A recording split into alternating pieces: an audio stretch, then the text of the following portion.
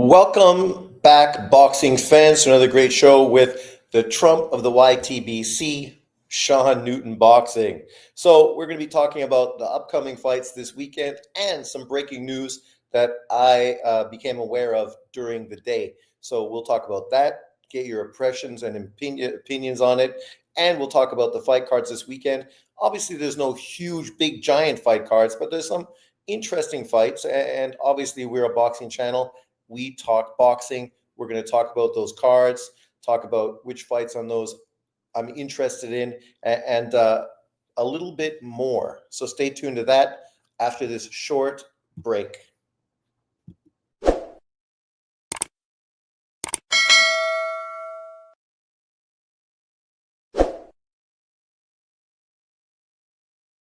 Welcome back. I hope Kevin Durant goes to Denver, but we'll see what happens with him. Obviously, he is going to be leaving Phoenix, but that's for my basketball channel. Let's get to boxing. So this weekend, we have quite a few cards, a couple cards from the UK, a card from the States, one card from Russia that we're going to be talking about as well. Some significance in that fight. So it's well worth discussing and talking about with my great followers and subscribers. So let's check it out and see what's going on in this boxing world. So this weekend, probably the biggest card is the card from Boxer on Sky or Sky Sports TV in the UK, and that would be Olympic gold medalist Benjamin Whittaker, who, was getting compared to kind of the UK's version of Roy Jones, a guy that looked sublime, very skilled in the amateurs, and people had very high expectations for what he was going to do in the pros. But he really bent a lot of people's nose out of shape really early in his career because of his over-the-top sort of personality, right? Which obviously can rub people the wrong way. And obviously you get a lot of attention because of it, but a lot of it's negative attention, not just positive attention. So when he had his first fight with Cameron, which many people feel he lost, and obviously was a really kind of a fight that exposed him, people were really happy to see him look so bad against what only can be described as kind of a domestic level opponent, the kind of guy he was supposed to get out of there, the kind of guy he was supposed to look great against. But he wasn't able to do that. But, obviously the rematch is here this weekend.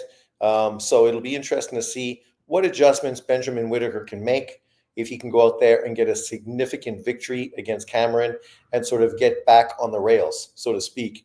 Obviously, there's going to be a lot of people, specifically in the UK, that are going to be very divided on him. Some fans are going to be big fans of him because they can see the potential. Other fans are going to find him very obnoxious and not really like him at all.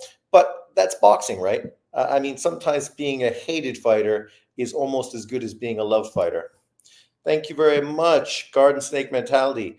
Love the live stream, Sean. Cheers, brother. I'm happy that you're one of the first to jump on. Thank you very much. So, Garden Snake, you're an American boxing fan. What's your impression of Benjamin Whittaker? Did you watch him in the Olympics? Have you watched any of his professional fights? Do you like his over-the-top kind of style? Because obviously he's got a lot of that Roy Jones in him, right? Shows off, tries to embarrass his opponents in the ring. And to be fair, when you're fighting really low-level opponents, I think that was the problem people had with his behavior. They feel that obviously if you did that against great fighters and were able to beat them, we would have respect for you. But when you're doing it against really low-level opposition, clowning them and really just not being effective, not doing what you should do, which is get in there, be effective, get motherfuckers out, right? And get the fuck out. Go home as quick as you can. I think he sort of bent people's nose out of position because of that. Prince Nassim Hamed and Roy Jones did the showboating antics better. Yeah, that's true. Prince Nassim Hamed, he was the king of the entrance, and Roy Jones obviously had that great magic in the ring with his hand speed, unorthodox way that he threw punches, and mostly because of how effective it was, right? I mean, throwing triple left hooks and then knocking a guy with a third left hook. I mean, not the kind of thing you see from most fighters in boxing. But I'm excited by Benjamin Whittaker. When I saw him in the Olympics, he was one of the guys that I was really anticipating doing something special in the pro game. So I'm hoping to see him obviously live up to that expectations. And then at light heavyweight, it's a division where we need some new blood with obviously guys like Whittaker there, obviously David Benavidez, who's a little bit older, obviously, but depending on how things work out, their paths might be able to cross a few years down the road. You never know. I like different characters in the sport, but like you said, Ben isn't that effective lately against subpar competition. Do you think Ben lacks power? I don't know if it's that he lacks power or just the way he fights. He's not really sitting down on his punches as much as he probably should, right? He's kind of reminds me a bit of that other good English fighter that I liked. Sorry, his name escapes me. But he was also being compared a little bit to Roy Jones because of his style of fighting, a white boy from the UK. And then, of course, he ended up facing that guy that Boots Ennis just knocked out recently, Russian fighter that is based in the UK. His name escapes me, but that guy destroyed him, right? And sort of ruined his career. Since then, he's sort of been not really pushed very much by his promoter or not very eager to actually step in and take top level competition himself, right? And that's potentially the same situation Ben Whittaker is going to find himself in. There's not many fighters that can be like Roy Jones, unorthodox in the amateurs, bring that unorthodox style into the pros and be even more effective as a pro, right? And that was definitely Roy Jones. He was definitely a once in a lifetime fighter. These other guys might show hints of it, but that's what they're doing. They're showing hints of it. Obviously, with them, they are decades later than Roy Jones and obviously levels below him. But let's jump on and see what other fights we can be discussing today as well. So here's the card overall. Not a bad card from the UK. Cutler, Eglinton should be a good fight. Clark versus Tete should be a very good fight. Obviously, Clark is coming off of a brutal knockout loss. So it'll be interesting to see how he does bounce back in this fight. He is fighting a good opponent in the, I think Tete is Nigerian. And then Danny versus Ahorga. Sorry if I butchered his name.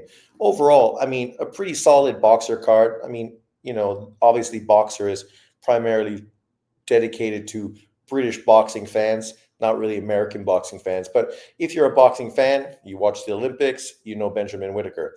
If you're a boxing fan and you like the big guys, you saw Clark get fucking demolished in his last fight, basically getting his skull cracked open. So, it's hard not to know some of these fighters. But I will be interested in it. But obviously, because of the time in the UK, I probably won't see it live. Another big card coming from the UK, that would be Smith. Smith is one of the highest ranked fighters at 140 pounds, right? A guy that's really getting a big push. People are talking about him potentially getting a world title fight this year. He's going to be fighting a good veteran fighter in Jermaine. Then you have Davis and Kelly on the undercard. Josh Padley is back after his loss to Shakur Stevenson. It didn't take him long to get back in there. And that's good for him, right? You got a career high payday in a great fight as replacement opponent versus Shakur. You lost that fight, but he gave it his all. And now you're getting a fight that's a little bit more at your level. Josh Warrington is getting back in there, a guy who looked as if he was retiring, but obviously these guys are fighting men, so it's hard for them to walk away from the sport completely. So this card should be pretty good. Overall, I probably think this card will be a more entertaining card than the Boxer card, but there's promotional back and forth between Boxer and Matchroom. Then, of course, we have some breaking news. It looks as if it's going to be confirmed that Alexander Usyk is going to be rematching Daniel Dubois for that IBF title to become a two-time undisputed champion. Once again, don't blame the fighters because of this whole kind of messed up situation. Blame the sanctioning bodies. because the sanctioning body is stripping Usyk, basically forcing him to give up the title, which is more or less what happened, similar to what happened to Canelo, similar to what just recently happened to Bivol, right? These sanctioning bodies, they create as much fucking problems as they solve, probably more. In this situation, this is a great fight. Many people feel that Daniel Dubois maybe got screwed over with the low blow that he landed on Usyk and the long sort of timeout that Usyk was given. Usyk obviously went on and stopped Daniel Dubois shortly after that. So, he didn't leave it into the ref's hands. He finished business himself. So hats off to Usyk for being a man. After that fight, originally, Daniel Dubois came under a lot of fire because that was really the second time people kind of saw him basically quitting, right, in 2 career losses. Since then, he's come back with great victories, and the fight seems a lot more interesting in the rematch. Obviously, Usyk is coming off of another great performance against Tyson Fury, and him stepping up. He's a little older to fight a guy who's really feeling confident right now in Daniel Dubois. It should be a very interesting fight.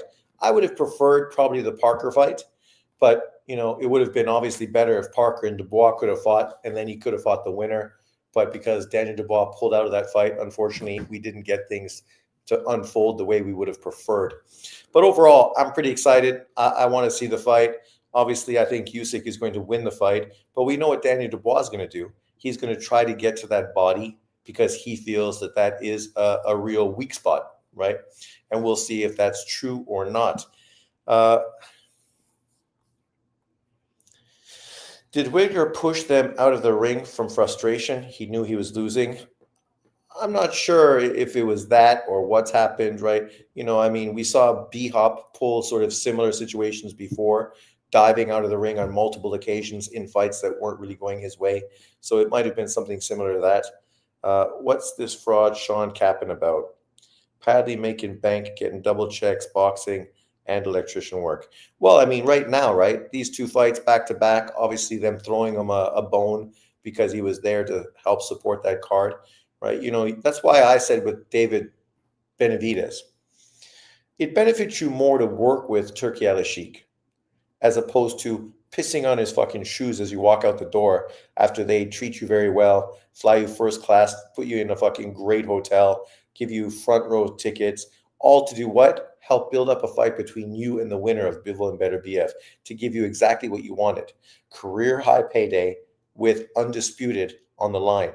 But you chose to walk away from that, knew exactly what they were going to do, but still push to get a title that you knew was going to be vacated because that was the only alternative available. Yet that's what you wanted. You wanted the vacant title. As if somehow you think this is going to help you negotiate more money, potentially in the fight between Bivol and you down the road. When they were talking about that fight just recently, he was still asking for 55-45. So now that he's got a title, what's he going to expect? 60-40 for him? Right? Like, these PBC fighters are fucking mental cases. And the truth is, if I was Turki Al-Sheikh, I would tell you to go fuck yourself. I would go make Bivol versus fucking Canelo Alvarez. For Bivol, he's going to make way more money fighting Canelo Alvarez in a rematch, right? Way more money. It's a fight that Turki Al-Sheikh is in business with both of those fighters. So it's something that obviously he's going to feel very good with, right? And then I'd put Smith versus Anthony Yarde in the undercard. The winner gets the fucking fight with Bivol and Canelo. So that mandatory is basically solidified with the IBF and the rest of them. And David Benavidez can fucking stand over there on WBC fucking island all by himself with no opponents to fight. And then do what we know he's going to do, which is eventually go up to cruiserweight to fight Zurdo Ramirez, because he was never really fucking serious about fighting the winner of Bivol and Beterbiev. If he was, he wouldn't have fucking maneuvered the way he did. I'm joking. I know. Parker lets out the cold again now that he has to fight Caballal. Parker can't catch a break. That's true. To be fair, I think Caballal is probably a harder opponent than Daniel Dubois. DTG can't beat no damn Usyk. I don't think so. Hey, Sean, how's it going? What's up, pound for pound? Newton, Tavern. Hooney is 1 and Moses Atama is 2 in the WBO rankings that Parker is interim champ for. That's the fight they should make, right? Hooney versus Moses Atama. But I don't know if Hooney's team is going to be comfortable with that.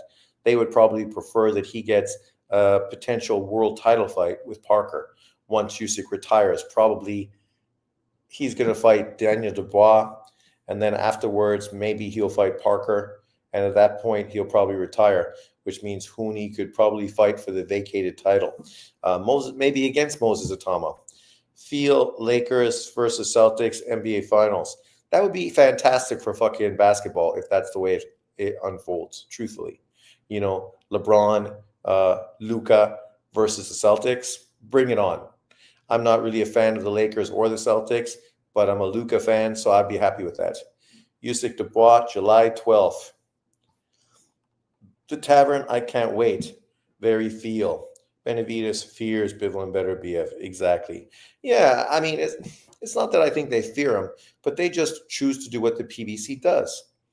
Fucking fuck around on the outside. Never really stepping into the dangerous area. Just fucking circling it.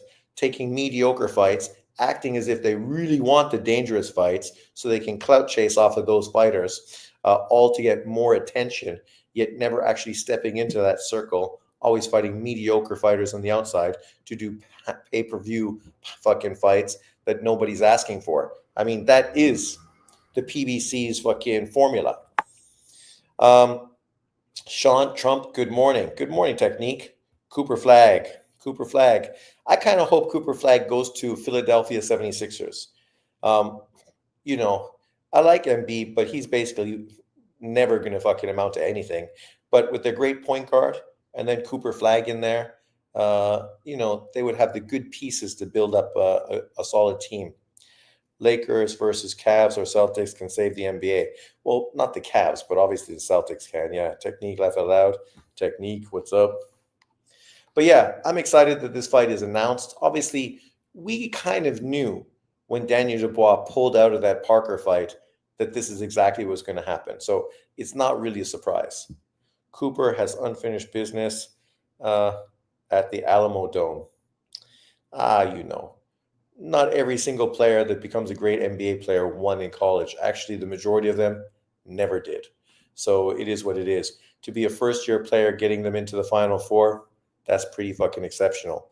You could be like Carmelo Anthony, not the murderer, but the basketball player, ended up winning his first year in Syracuse, became a great NBA player, a Hall of Famer, but a guy that was a ball stop and never was able to really win in the NBA.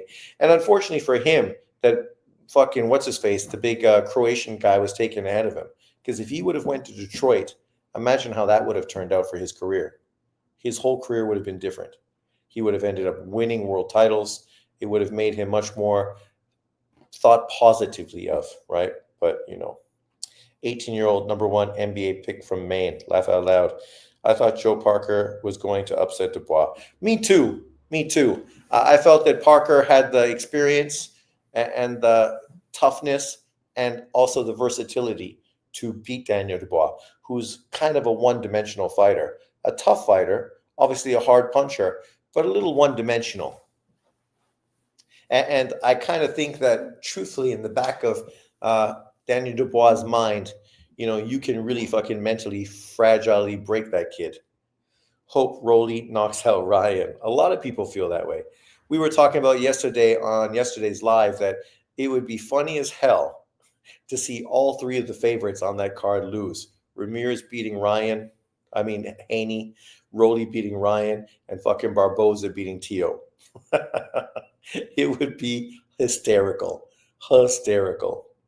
Pulling for the 3 underdogs. Facts. Yeah. Not one of the top guys are kind of guys that people love, right? Unless you're LDBC, and then, of course, you love Devin Haney. But outside of that, they're not lovable characters. Great fighters, but, their prima donna attitude really rubs people the wrong way, kind of like Benjamin Whittaker that we were talking about earlier. Thank you very much, Garden Snake. Curry gets 5 rings. You rank him above LeBron all time. Well, I can't really rate Curry over LeBron all time, even if he gets 5 rings, because he's more of a one-dimensional scorer, whereas LeBron James is a much more well-rounded, all-around player, better defensive player, obviously a great scorer, great passer. You know, he's more of a glue guy, whereas Curry is the gunner on your squad, right? So, yeah, I don't know if I could put Curry above LeBron. Obviously, he would cement his own legacy by doing that. But I don't think Curry's going to win a fucking title this year. Not with the team they have. Too short, too old, and the bench is not deep enough. They're not good enough fighters. No. Yes. Curry playing tonight versus Memphis, one-dimensional scorer. Well, I just mean he's a scorer. That's primarily what he does. That's always been his role, right? A gunner, right? Obviously, he can pass the ball and, they run the offense through him a little bit, but they also run the offense more through what's his face, fucking Green, more than they do Curry, really. Curry's more of a new sort of version of Reggie Miller, right? Really, that's what he is. He's kind of like modern Reggie Miller. LeBron isn't the guy to get the Lakers over the finish line. My son's signing to play overseas, not sure of country. Nice. Good. Maybe he can come to Taiwan. We can hang out. I'll take him out for beers. Go to KTV. 100 threes this year. Your son? Drunk Irishman, what's up? Welcome in. It's always nice to see you. Sean, in your opinion, is Draymond Green a Hall of Famer? Is Dennis Rodman a Hall of Famer? Because if Dennis Rodman is a Hall of Famer, then you got to put Draymond Green as a Hall of Famer. Because really, he's a more all-around player than Dennis Rodman was. Rodman was obviously a great defender and a great rebounder, but that's it. Green is a guy that you can run the offense through, right? So he's far more important for Golden State's offense and how they win. That's awesome, Mad Chad. Dang. I never noticed you were blonde, Sean. They say blondes have more fun, new fun. Taiwan. But let's keep clicking through. So this is another fight that's happening this weekend out of Russia. Kovalev is getting back in the ring after his loss recently against Man. Man, who obviously, he's a legitimate cruiserweight fighter. He's been around for a long time, has some good wins, fought good guys, right? Is a legitimate opponent. This is apparently going to be Kovalev's retirement fight.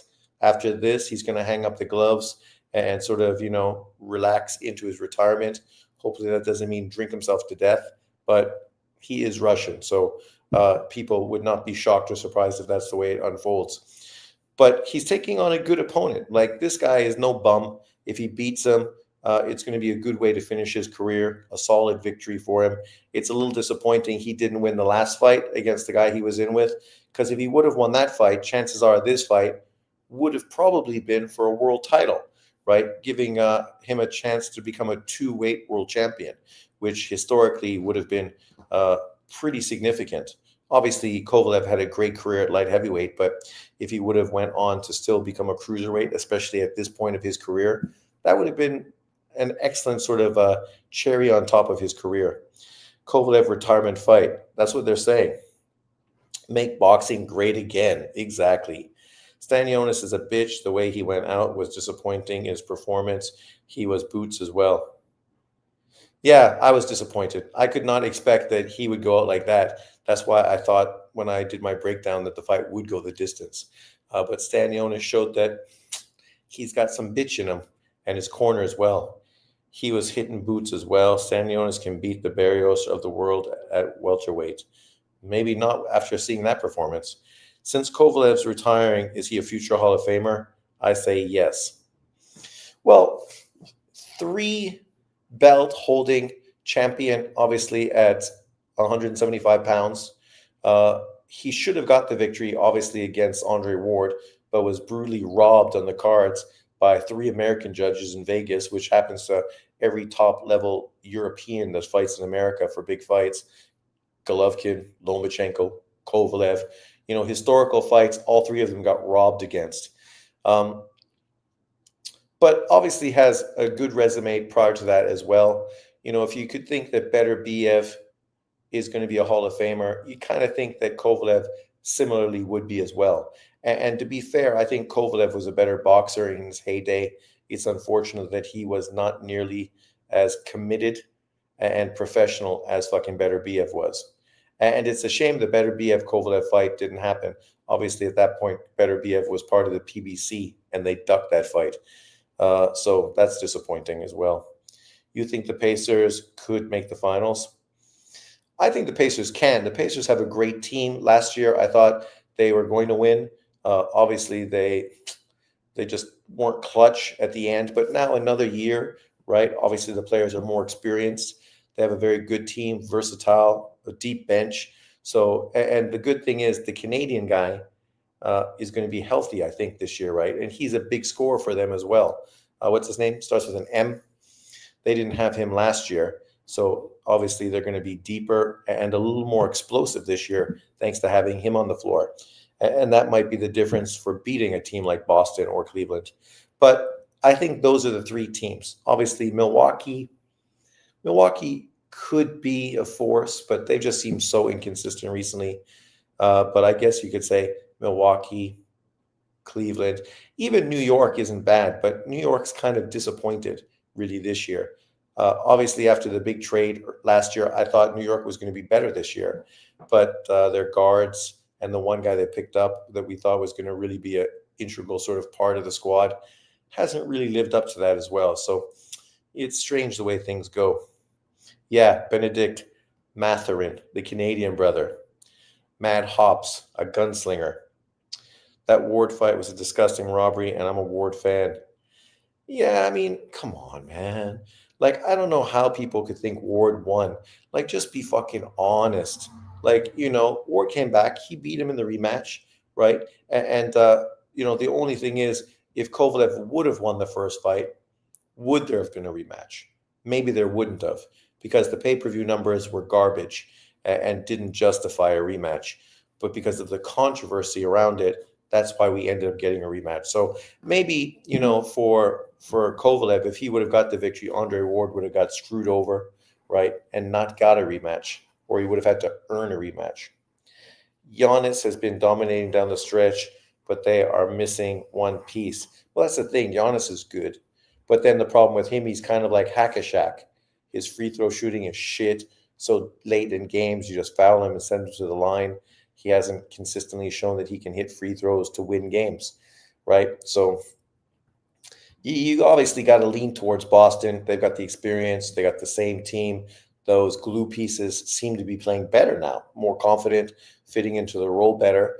I like Cleveland, and I think the guy Cleveland added was excellent and a fucking great addition, and has been a great scorer for that team. So I would not be shocked or surprised to see if Cleveland win this year. Sean, KD got another coach fired. Yeah, Boston, my team. I just hope KD goes to fucking Denver and plays with the Joker. The Joker's going to end up fucking averaging 20 assists next year, and KD's going to get a fucking lot of wide open threes. Here in Ireland, we support Boston. Of course you do. Of course you do. That's not a surprise. Here's another card. When I saw this poster, I'm like, what the fuck, man? Like, what the hell is going on? Like, what kind of poster is this? Do they think this is kind of romantic, being black and white because Funduro is a girl and you can try to push that? I saw this and I thought, what's this, man? Are they trying to save money on fucking color printing? Like, it looks so fucking ghetto. It's such a terrible look for a fight poster, right? Funduro, obviously, far better than her brother. She is literally a pound-for-pound top fighter right now, undisputed. And then you got Charles Conwell against a solid opponent in the undercard. And then this is the poster people got to look at. Man, this is some bullshit. Like, It's terrible, terrible. On fucking Canva, I could make a better poster than that. And I ain't no fucking rocket scientist. Uh, President of the United States, yes. Rocket scientist, no. That's Elon Musk's job. So I'm sure his poster would be even better than mine. But even fucking Canva, I could do a better one than this. My granddaughter, she could do a better one than this. And I bet she could golf better than you two. I thought it was a Funduro, but I guess in a way it is. Conwell versus Boots. Well, there's no way that fight's going to happen until Conwell becomes a champion. If he's not a champion, it's not going to happen. It's like I saw today, True School was talking about Hiato Tatsumi, a very good 130-pound fighter. And talking about how he thinks Raymond Ford should fight Tatsumi. And I'm like, what? Why would Raymond Ford fight a kid that's 6-0? It's the same thing I said about fucking Keyshawn Davis fighting Andy Cruz. Why would a fucking world champion fight a fucking Cuban dude who's fucking 6-0? Unless he's your mandatory, you're not going to fight those guys. What's the point? They don't generate a lot of money. They're too dangerous and too risky, and you're going to get paid shit to fight them. So why would you bother fighting them, right? It's pointless. Pointless. Unless Raymond Ford was offered big money from Japan to fight Tatsumi. But otherwise, why would he do that? There's no reason for doing it. PBC have had to do a lot of cutbacks lately in every department. No smoke in 147 for Boots. I still would love to see Boots versus Norman. That would be a good fight. 154 is where the smoke is. Nobody is calling Murtazaliev's name.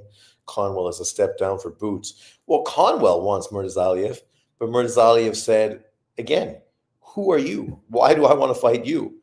Unless Conwell becomes Murtazaliev's mandatory, he's not going to fight him because you're not going to make any money. Murtazaliev wants Virgil Ortiz, right? Pound for pound king, how you doing? Or how you know? How you know? This is a fighter that's going to be on that Funduro card. I don't know if you guys watch Olympic boxing, but let's talk about it. This amateur world champion obviously turned pro after the Olympics, which was a little disappointing. He had a controversial loss in the Olympics, losing to my great Canadian fighter, Wyatt Sanford, who became one of the first Canadians in quite a while to win a medal. And actually, Australia also won a medal last year, bronze. So congratulations to us. America got no medals. Canada and Australia both got one each. And the UK also got one. So the Commonwealth dominating boxing with 3 fucking bronze medals. But the story is Uzbekistan. Think about Uzbekistan in 10 years from now. Paulie Malignaggi talked about this before. People like John Boxing obviously were in their feelings, don't understand how things work, how fucking, boxing countries that obviously didn't fight professional. It's going to take a few decades for these amateur fighters to end up crossing over into professional boxing and then consistently still moving to a point where they're actually starting to dominate. But this kid, Golden Boy signed him out of the Olympics. He is going to be one of the best 140-pound fighters in boxing. The kid's fucking great. When I was watching him in the World Games and then in the Olympics, he was by and far the most exciting fighter out of all of the guys I watched. And for Uzbekistan, it was a shock that this guy ended up getting robbed in that fight to Wyatt Sanford, because Uzbekistan went on to win 5 gold medals in 7 divisions. He would have been the 6th. Can you imagine that? Fucking 6 division world champions, right? Or 6 gold medals. There you are. Ruslan Abdullayev. Let's scroll through so we can you can read this here. Obviously, Murtazaliev was 22 years old, a rising star in the super lightweight division, 140 pounds. He might actually be able to fit in at 135. You know how pros are. So I'm not sure as a pro if he's going to be 135 or 140, but needless to say, in that range. This is one of the punches he landed against my Canadian countryman, who ended up beating him on the cards, which obviously led to some controversy, which led him jumping into the pro game afterwards. But let's look at this. So here's the divisions. Obviously, Lopez, Cuban, Kazakhstanian fighter. This kid's going to be good as well. And then, of course, Kristianek, Alexander Kristianek, the Ukrainian fighter who has really got a lot of hype for years, but was a little chinny. He's already, I think, got beat as a pro. Then, of course, you have Jalalov, Uzbekistanian. Then you have this guy. I couldn't even try to pronounce his name, who obviously is Uzbekistan. And of course, Marco Verdi, who's going to be fighting on that Canelo Alvarez undercard from Mexico right there. And then Lewis Richardson, a UK fighter with the bronze. Then, of course, another Uzbekistanian fighter. And then here's another Uzbekistanian fighter. And then, of course, the Australian Charlie Sr. And then, of course, a Cuban, a Frenchman, and then Wyatt Sanford. Obviously, this is the division where Abdulayev would have been competing against guys like Alvarez and Oma, guys that he already beat in the World Games. Like he beat Sofiana Omara to win the gold medal in the World Games. So it's somebody he's very familiar with. But obviously, my Canadian brethren stepped in there and fucked up those plans. And then the last division, obviously, Hansboy Dumadov. I think this is his third gold medal. So he's a very experienced fighter, kind of that Cuban fight. But here he is right here, Ruslan Abdulayev, currently 1-0 with 1 KO, going to get in his second fight on Golden Boy. So he's one to keep an eye on, and he's definitely the kind of fighter you can expect John Boxing to say is overrated, media created, hype job, and all the other kind of fucking words that we expect people like John Boxing to throw out there whenever a fighter that doesn't look like him looks like potentially they're going to be great. And he's a fucking exciting fighter. This guy is exciting. He's got some power. He's an aggressive fighter that fucks some motherfucker up. Kind of a little Tank Davis-esque. Sean always glazes these Eastern European Soviet guys. Well, boss, you can go check out his fights on YouTube. It's ironic, though. You know which fight you can't find on YouTube? The fight with him and fucking Wyatt Sanford, right? The controversial fight. You can't find that fight. If anyone has a link, fucking please send it to me, because I'd love to see that fight. Because I didn't get to see the fight because in Taiwan, fucking the Olympics isn't so hyped, and the way men's boxing was kind of basically ignored this past Olympics, right? Mostly that woman transgendered shit was getting all the attention, and the Taiwanese transgendered girl. And I'm like, who gives a fuck about them? I want to see the men. So I ended up missing that fight, which was disappointing. So if anyone has a link, give it to this guy, because I'd love to see that fight. Obviously, I'm happy my Canadian brethren won a bronze medal. It's been a long time since Canada won an Olympic medal in boxing. But, you know, I'm still curious to see how that fight would have unfolded. Technique, name me at least 5 pound for pound. They have at least a pound for pound, which is dominating. Bivol, Beterbiev, Usyk, and Loma. That's 4 of them, dum-dum. Technique, Loma, not top 10. Well, to be fair, you could easily put Lomachenko top 10. Because, you know, the way if you look at Ring IQ's top 10, Lomachenko is on Ring IQ's top 10. For me, I would have liked to see Loma come back and defend his title that he won versus Kambosos before I put him into my top 10. Because, you know, I don't want people to think that I'm biased and subjective. So just because I think Lomachenko is a top 10 fighter, and I think he deserves to be pound for pound top 10, above Tank Davis, above fucking Bam Rodriguez, and above fucking Ken Shiro. I'm not going to put him there on my list because people would say, oh, yeah, of course, you're fucking a dick rider, kind of like Knockout Boxing 886. And I don't want to be that fucking obvious. Technique, you can't name 5. Loma is inactive. Well, Boss Deck, the reality of the situation is you can name 4 pound for pound top 10 fighters. That's fucking significant. Then you throw on 2 or 3 Japanese fighters, potentially that's 7 fighters that are Eastern European and Japanese, which leaves 3 positions for Bud Crawford, Canelo Alvarez, and then one more, an American fighter. Let's say Tank Davis or Bam Rodriguez, whoever you want, right? So it's still dominant. If you go back to fucking 2010s, you're not going to find 4 fucking Eastern European guys pound for pound top 10.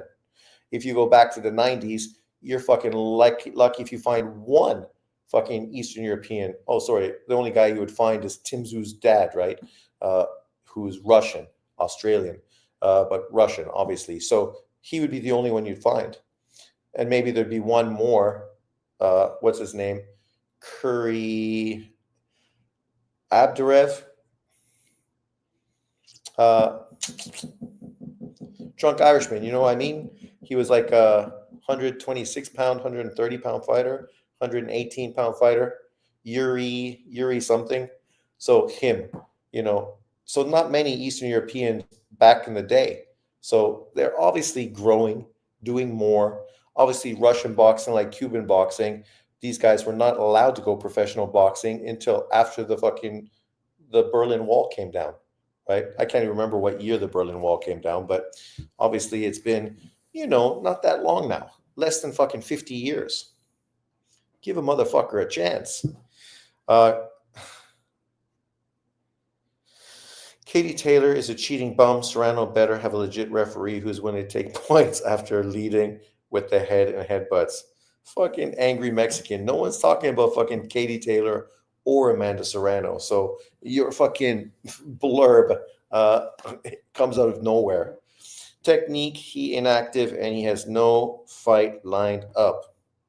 Well, inactive. That didn't stop Errol Spence and Charlo from being pound for pound top 10 still when they were fighters. And they'd obviously been inactive all the time. Most PBC fighters are inactive. Bud Crawford's consistently inactive, right? And he was always considered pound for pound number 1. So I find that excuse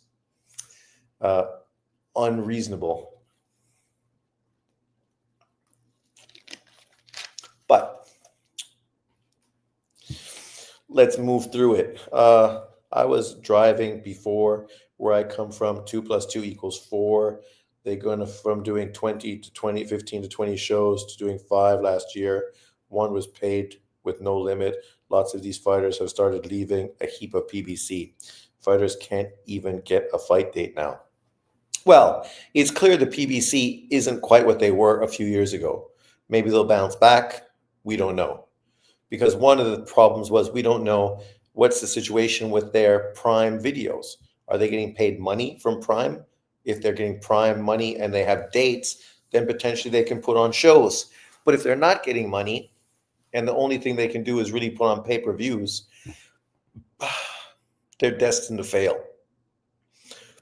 Excuse me. Or they need to do what I said they had to do all along, which is fucking join DAZN, just like fucking Top Rank. I don't know why those 2 fucking miserable promoters just won't fucking do the smart thing. Join DAZN, have all the boxing promoters under one fucking platform. Ta-da! You can still do your fucking pay-per-views, but it just won't be as much money.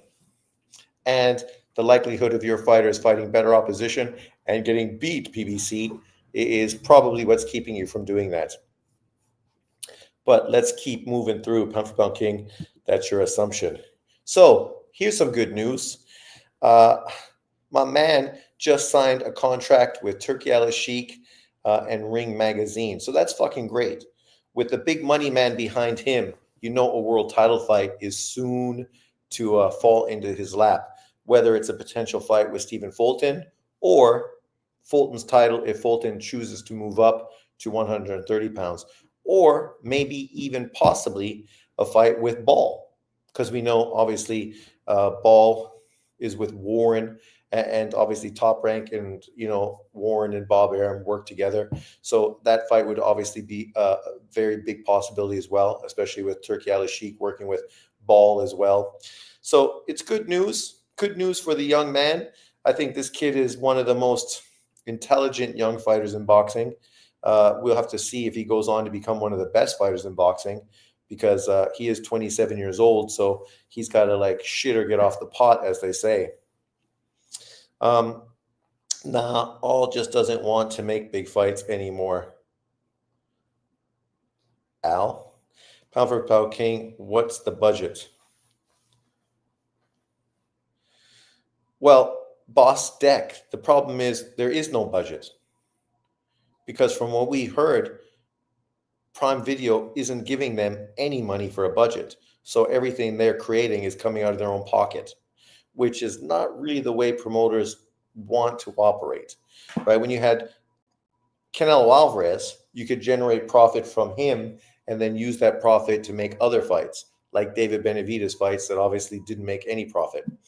Hopefully, building up David Benavidez thanks to fucking tailing off of Canelo and using his money to put David into pay-per-views to say, look, David's doing his third pay-per-view, right? Because we know that's what the PBC loves to do. Shove pay-per-views down your throat and then they say, oh yeah, look how well we're doing. Okay. We will find out. Some more news, and this obviously is great news. This is what I said all along. I wanted to see Jake Paul versus Chavez. Obviously, this is an interesting matchup. Chavez still has Mexican boxing fans, even though obviously he's sort of ruined his father's legacy, especially with some of the antics he's pulled. But here he's fighting a fucking novice social media fucking presence in Jake Paul. Obviously, he fought on one of Jake Paul's fight cards before. If his English is any better and he can actually go back and forth with Jake Paul through social media, this potentially is a really good fight. You know, this is the kind of fight I would have preferred as opposed to a Canelo fight or a Tank Davis fight or a fucking Mike Tyson fight. Because I think Chavez has enough in his toolbox where he should be able to beat a fucking Jake Paul. I mean, after all, he was a world champion, right?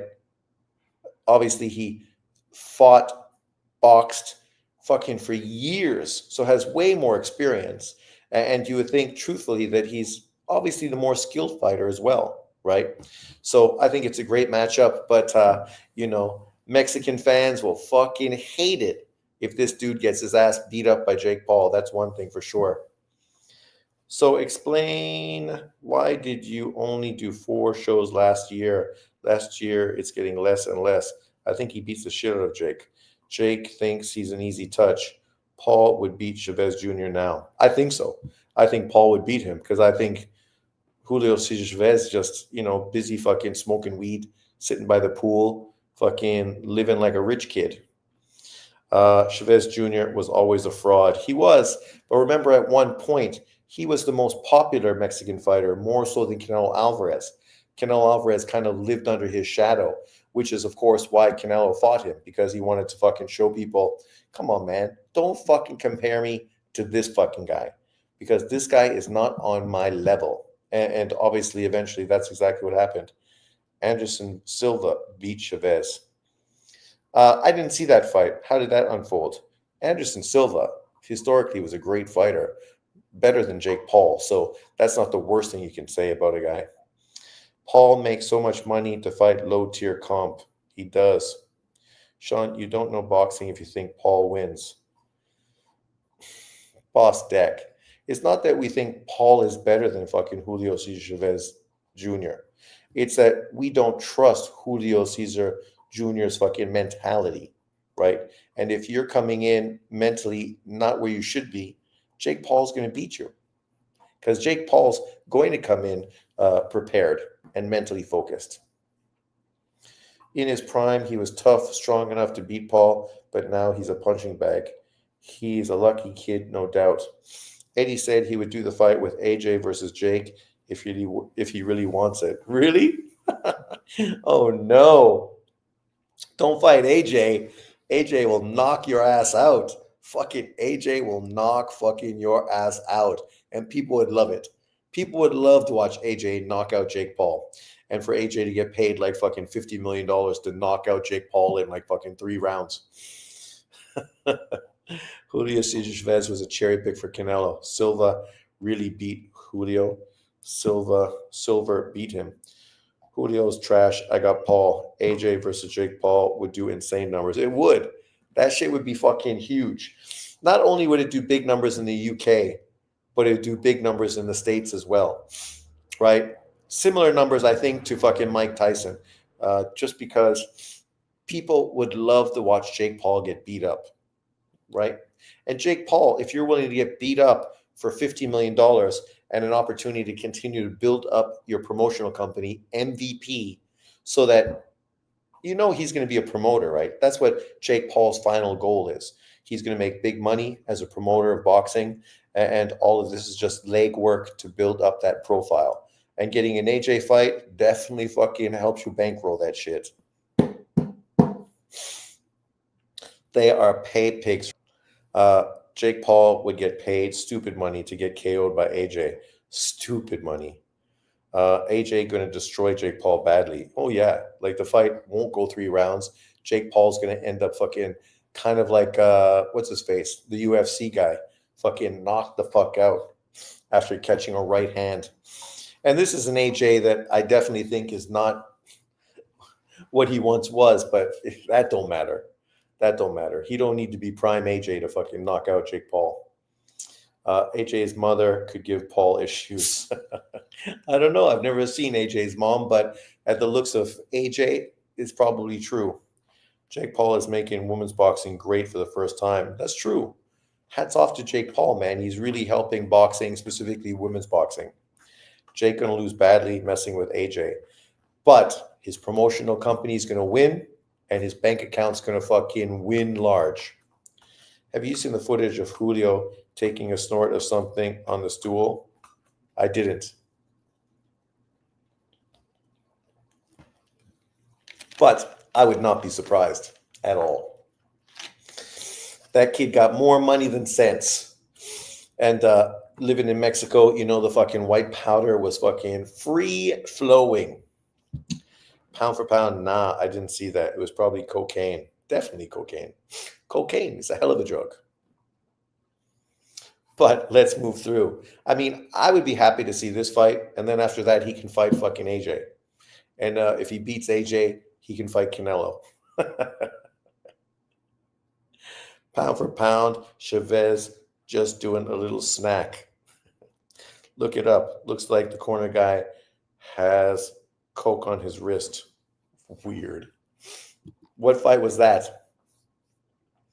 Here's some other breaking news, and obviously this fits into that whole Lomachenko sort of situation we were talking about, right? We're talking about Lomachenko and the fact that he's inactive and we don't really know what he's going to do. So it's being talked that not Isaac Cruz, Andy Cruz is going to fight in an eliminator, possibly on the Hitchens George Kambosos undercard against Mishiro, the Japanese fighter who's ranked pretty high. For me, I think it would be a great fight. I definitely think Cruz beats Mishiro. Mishiro is a good domestic level Japanese fighter. He's not Junto, a Kenshiro, an Inui, right? A lot of these Japanese fighters are good fighters, solid, but not, world champion level, not, fucking world class. And I don't think Mishiro is world class. So I think Andy Cruz beats him, obviously, which is good news. That's supposed to be on the June 14th card. If he does beat him and Lomachenko does drop his title, like potentially he may do, because we know that he's going through some back issues, which might make him just not that focused on boxing any longer. The winner would become the mandatory to fight Abdurev versus Muratalla for that IBF title. And that's a great buildup, right? You get, obviously, Andy Cruz potentially against Raymond Muratalla. That's a good fight. It's a good fight. Raymond Muratalla will get a lot of fucking push and support if he beats Andy Cruz from real boxing fans. And if Andy Cruz beats Muratalla, that's a really solid victory. Obviously puts him in contention for a big fight with Keyshawn Davis at that point, right? At that point, you have Andy Cruz, an IBF world champion, Keyshawn Davis, a WBO champion. I mean, all the people pushing for an Andy Cruz, Keyshawn Davis fight, this would open the door for that and obviously make a ton of sense at that time. And if Muratalla is able to beat Andy Cruz, he definitely deserves a huge fight. And Top Rank would fucking be super excited then at that point to make a Muratalla Keyshawn Davis fight. That fight would really be fucking hyped at that point. So I like how it's unfolding. Obviously, I would prefer Lomachenko to continue fighting at least until 2026, but you never know how things are going to unfold. It is what it is. Why is Kambosos fighting for a world title again? Because he has name recognition, and Hitchens can fight whoever he wants, right? He doesn't have a mandatory, so he can choose to fight whoever he chooses. He's choosing to fight Kambosos because he can generate a lot of money and get his best payday against obviously an opponent that he thinks is going to be very easy to beat, which probably is true. Assume it because Kambosos is fan-friendly style, because he's a smart businessman. Everyone thinks Andy Cruz is a killer because of his amateur record. Yeah, he's a great amateur fighter, right? So far as a pro, he's looked good, but in his last couple fights, he's looked as if he doesn't really have very good power, right? And he does get hit far more now as a pro than he did as an amateur. So, some guys just don't translate or transition that well from the amateur boxing where other guys do. Like a lot of people act as if somehow Keyshawn Davis is ducking Andy Cruz, but I feel pretty fucking confident that Keyshawn Davis would fucking beat Andy Cruz ass in the pros. Just because he lost to him 3 times in the amateurs doesn't mean fucking much. The amateurs is far different than the pros. 3-round fights, fucking headgear, fucking big balloon gloves. Man, shit's different. Shit's different in the pros. So I would like Keyshawn Davis' chance against Andy Cruz as a pro. Also, coming up next weekend, the fight that everybody is looking forward to, Eubank versus Ben. Obviously, this is a fight built for the UK market. I don't know how many Americans are overly interested in it, but let me just quickly see what's on the undercard for that fight. That's going to be probably the thing that really interests me. Is it going to be a card worth watching, or is it just fucking top heavy? There's Eubank, ranked number 25 currently.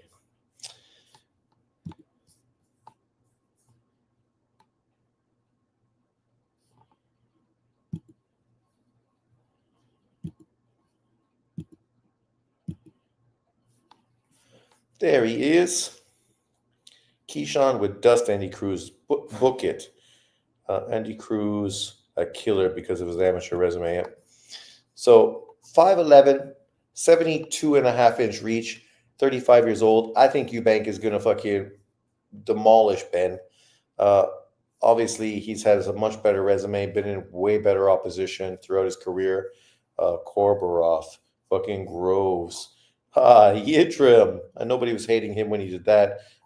Beating Arthur Abraham. Like, he's just been in with way better opposition. Even Gary O'Sullivan, Dmitry Chudinov back in the day. Billy Joe Saunders lost, but that was fucking back in 2014.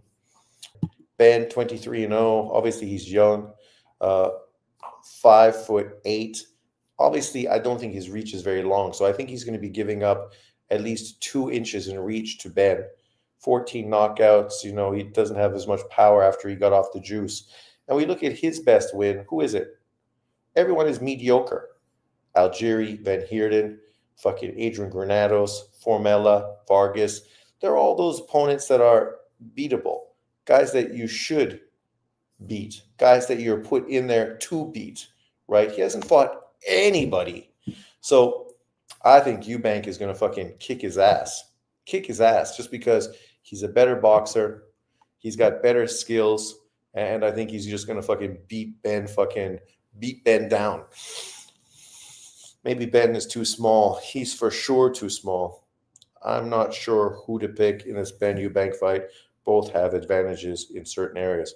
What advantages does Ben have? If you're type up, Chavez Jr. used illegal substance during fights. His definitely snorts coke. Yeah, I mean, all I know is if I was Julio Cesar Chavez Jr., I totally would have fucking been snorting coke by the pool, getting blowjobs from fucking sexy fucking Latinas, uh, spending my dad's money, for sure, for sure. But that's me. Maybe he's more dedicated than I am. I don't think so, but maybe, just maybe. But let's look at this undercard, the event to save all events. Oh, yeah, we talked about this before. I'm mostly excited about this Chris Billam-Smith versus Brandon Glanton fight. 20 20 and 2 versus 20 and 2, right? Let's look at Glanton. Glanton is a rough motherfucker. 33, 5'11 with a 79-inch reach. Motherfucker got some long arms, man. 79-inch reach. The dude's got like a 6-inch reach advantage over Eubank. And he's about the same height. 20 and 2, 17 KOs, right? His only losses came to David Light, a very good boxer, by split decision. And then this kid, obviously a Russian amateur fighter, by majority decision. 2 losses that were fucking, mediocre losses. His best win against Ergasov, who I think was a gold medal winning amateur fighter, is a great win. Very significant. Billam-Smith, for his own right, quality fighter, right? 34 years old, 6'3", and probably has shorter fucking reach than Glanton. Just got beat by Ramirez. Obviously had a great win against Richard Rappaport. Beat Masternak, very good. Beat Okoli, great win. Beat Chamberlain, another solid win. Beat Tommy McCarthy, very good win. McCarthy again. Obviously, you go back to his first loss, and he lost to Richard Rappaport back in 2019 by split decision. So, he has a solid resume already. Obviously, he should get by Glanton, more experienced fighter. But, man, it should be a fucking real war between those two guys, man. Two tough, rugged, hard punchers. Whoa, man, it'll be fun. All right, pound for pound, I'll check it out. But overall, I'm excited. This should be a good fight. Then, of course, you have Vidal Riley, a guy that used to be big on social media, trained some people, trained like, I think, who's that UK guy that's sort of like Jake Paul? 12-0, 7 KOs, 27, right? So far, who's he been in with? Michael Lawal, not a bad win, that one. Outside of him, nobody really significant. Now he's fighting Siobhan Clark. Siobhan Clark's going to beat his ass. Siobhan Clark, 10-1, 7 KOs. Obviously a guy that was a great amateur, right? Coming off of his first loss recently against this kid, losing a split decision.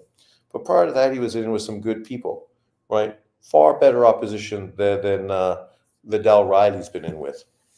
So I think Siobhan Clark wins. The Jamaican's going to be good. And then, of course, Anthony Yarde in the trilogy versus Lyndon Arthur. For Yarde, this is a big fight. Go in there, get sweet revenge against fucking this kid, Lyndon Arthur, who beat you. And obviously you beat him in the rematch. You stopped him in 4 rounds. He beat you by split decision. Now you're fighting him again. You should kill him. And then hopefully we can see this guy maybe against Callum Smith, right? Callum Smith, Anthony Yarde, that shit would be dynamite. I would dig that fight. That would be a very good fight. And then, of course, Liam Smith versus Aaron McKenna on the undercard. So all 5 of these fights are solid, right? So overall, I mean, I think it's a pretty good card. I'll be excited to watch it. Yes, KSI, that's it. No, I got Vidal in that one. Really? I don't think Vidal's going to beat Siobhan Clark. I got to go with my Jamaican brother. Us Jamaicans, man, we stick together. So I'm ride and dine with my Jamaican homie. He's going to win. Even though I was disappointed with his last performance, I felt he didn't let his hands go nearly enough in that fight and really sort of underperformed. So he's going to really be motivated, I think, in this one, especially against the fucking basically a social media guy.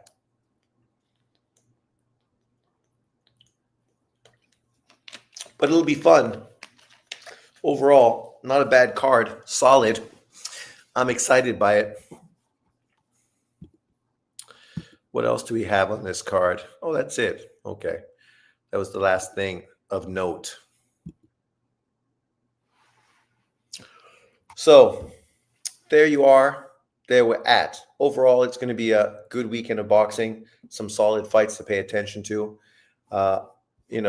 Not the killer of all killer cards weeks, but still some solid boxing to pay attention to. Kovalev obviously making his retirement fight. We're going to get to see Charles Conwell get back in the ring. Obviously, Funduro's sister is going to continue to fight for her undisputed world title. So that's going to be fantastic as well.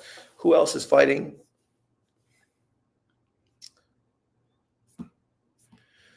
Obviously, you got the guys from the UK. I'm trying to find, where's Funduro? Let me find her so I can find the card.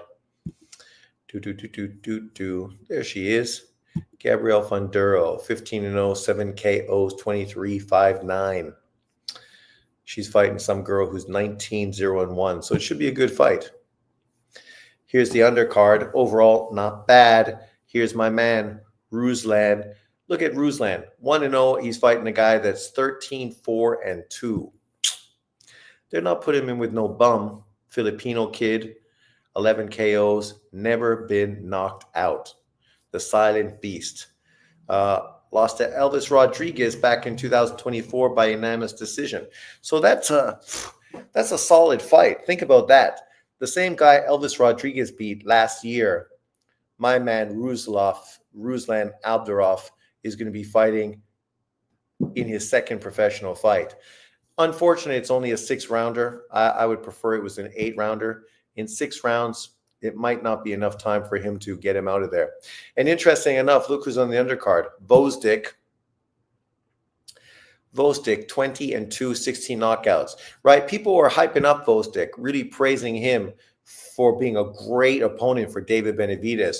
And literally by beating Gvozdyk, Benavidez earned a world title fight with Bivol, right? This guy who just came out of fucking retirement. Like, let's look at this. So this guy got beat by fucking Beterbiev in 2019. Didn't fight in 2020, 21, 22. 3 years retirement. Came back fucking in 2023, fighting guys that were 20, 34-2 in 6-rounders. Then facing this guy in a fucking 10-rounder who was 19-6-1. And then this guy who was 28-4. Not bad. So you come back, you fight high-how opposition. Then, of course, you fight David Benavidez. You lose to him. And now David Benavidez somehow becomes an interim world champion. Now who are you fighting? Anthony Holloway, 9-7-3. This tells you everything you need to know, man. Gvozdyk is not fucking, at this point of his career, some fucking unbelievably great fucking light heavyweight, right? This is a guy who's been out of the sport for 3 years, only came back because he lost money because of the Ukrainian fucking Russian war. He came back, got a big opportunity to make some money against David Benavidez, and now he's fighting this dude on an undercard of Gaby fucking Funduro. A guy that's 9-7-3. Let's look at what he's done in recent fights to put it into more there he is. Sure, he's only been knocked out 1 time. Good job for him. 2 wins in his last 2 fights. Prior to that, he has 3 losses in a row, all by decision. So obviously he's a tough guy. But man, lost to Naji Lopez when Naji Lopez was 1-0. Knocked him out in fucking 2 rounds. Naji Lopez, he's a real one to pay attention to. I mean, Jesus, man. This is the kind of fighter that fucking David Benavidez got hyped for beating. Then, of course, we got Charles Conwell, old school throwback, one of the best fighters at 154, 5'9", 70-inch reach, 27 years old, right? This dude's hardcore, man. Unfortunately for him, he just can't get that next level of opportunity. He's fought a lot of quality fighters, solid dudes. Obviously, the guy he's fighting here in Jorge Garcia Perez is a solid dude. 4 losses, never been knocked out. 28 years old, 6 foot tall.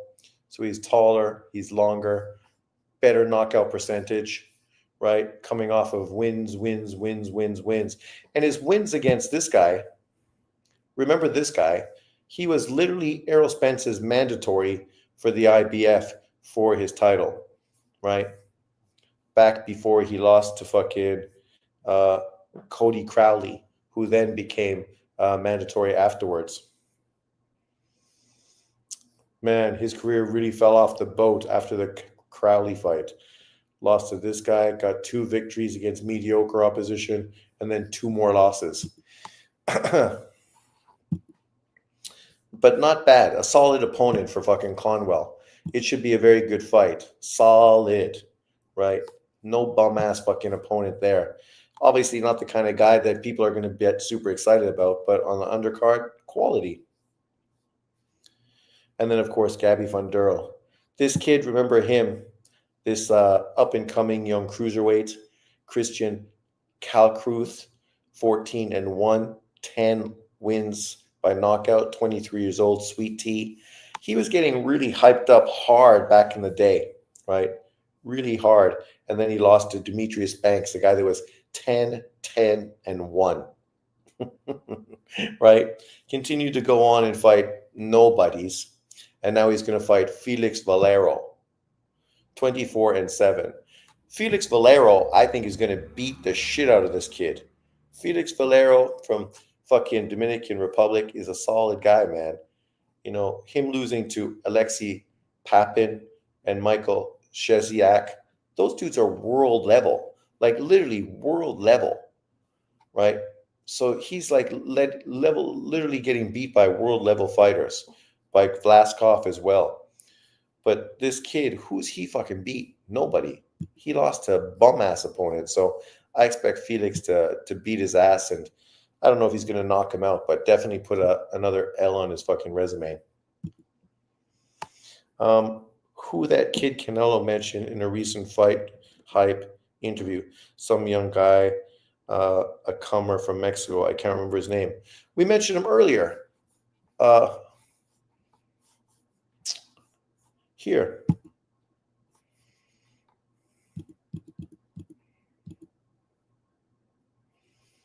Where are we? Right there. Marco Alonso Verde Alvarez, silver medal Olympian in the past Olympics. This is the kid, Marco Verde. That's what his name is in the pros. If you look on BoxRec, you'll find him there, Marco Verde. Marco Verde, good fucking fighter, man. It's not often that you see, a Mexican fighter that gets that kind of attention, right? So, this kid deserves some praise. There's big expectations for him. Let's quickly just jump on there. We can check him out because he's going to be on the undercard of Canelo Alvarez's fight. He's training with Canelo. Obviously, they're going to give him a big showcase fight for his debut. There he is, Marco Verde. 0-0-0, 23 years old, 5'11", from Sinaloa, Mexico. He's going to be fighting this kid, Michael Galvin Polino, 4-5-3. Should be easy work, but, another Mexican opponent, right? But yeah, people have high expectations for Marco Verde. Obviously, he's, got the amateur pedigree, going to be fighting at 154 pounds, kind of walking in Canelo Alvarez's footsteps. So, John Boxing and others going to be really excited to fucking start hating on him. 154, if I remember correctly. I think that's the weight class it's going to be. What are they going to tell us here? See if they give us some information. Where are we? Do they tell us the weight? Look, promoted by Canelo Alvarez, Bob Arum, and Zanfer Promotions. What's this? This is a whole card. Yeah, I don't know. Where do they tell us fucking the division?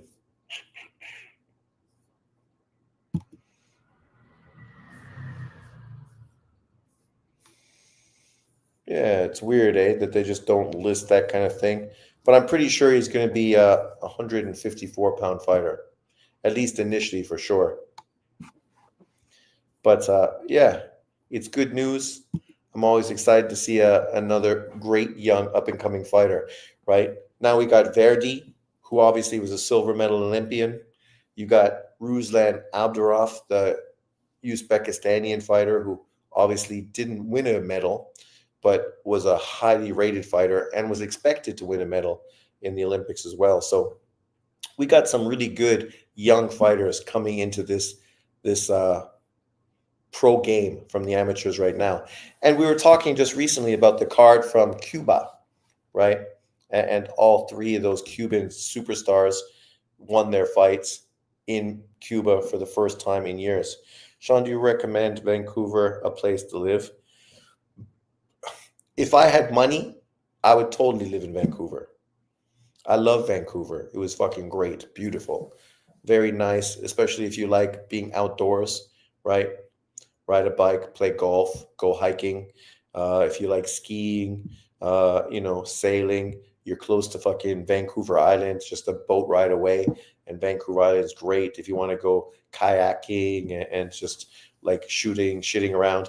If you want to go hit pubs and bars and fucking drink, it's excellent. Obviously, it rains a lot, like Seattle, but it doesn't rain hard. It just constantly is kind of misting and pissing. So for me, I didn't care about the gray weather and the rain because I just walk outside anyway. So it didn't bother me at all. You just buy a nice jacket, a good one, right?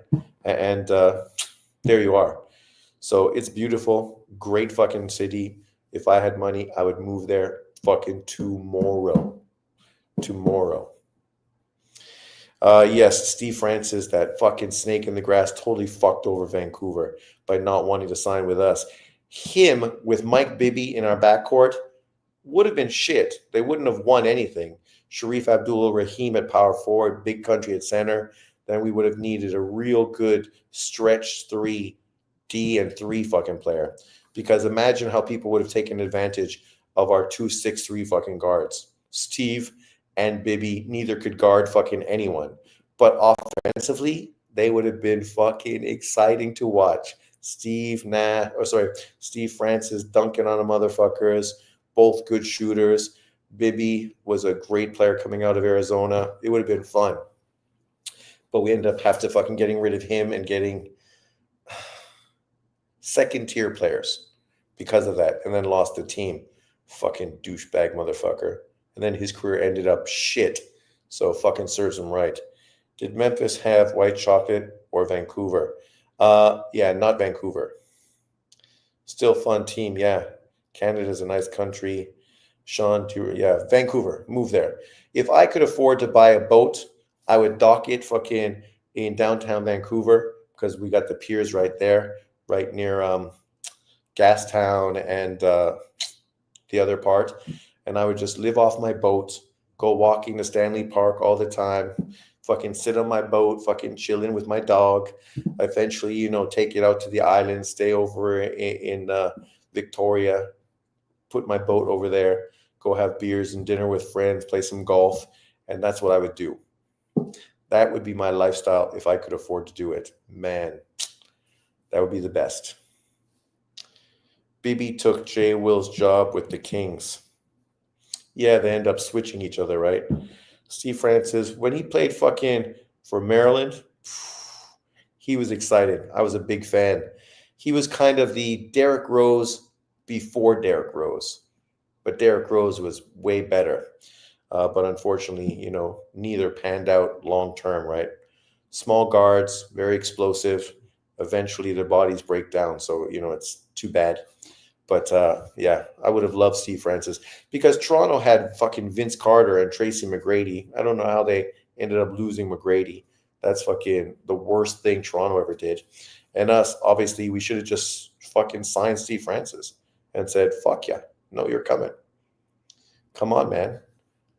give us a chance. Fucking, it's beautiful here, beautiful.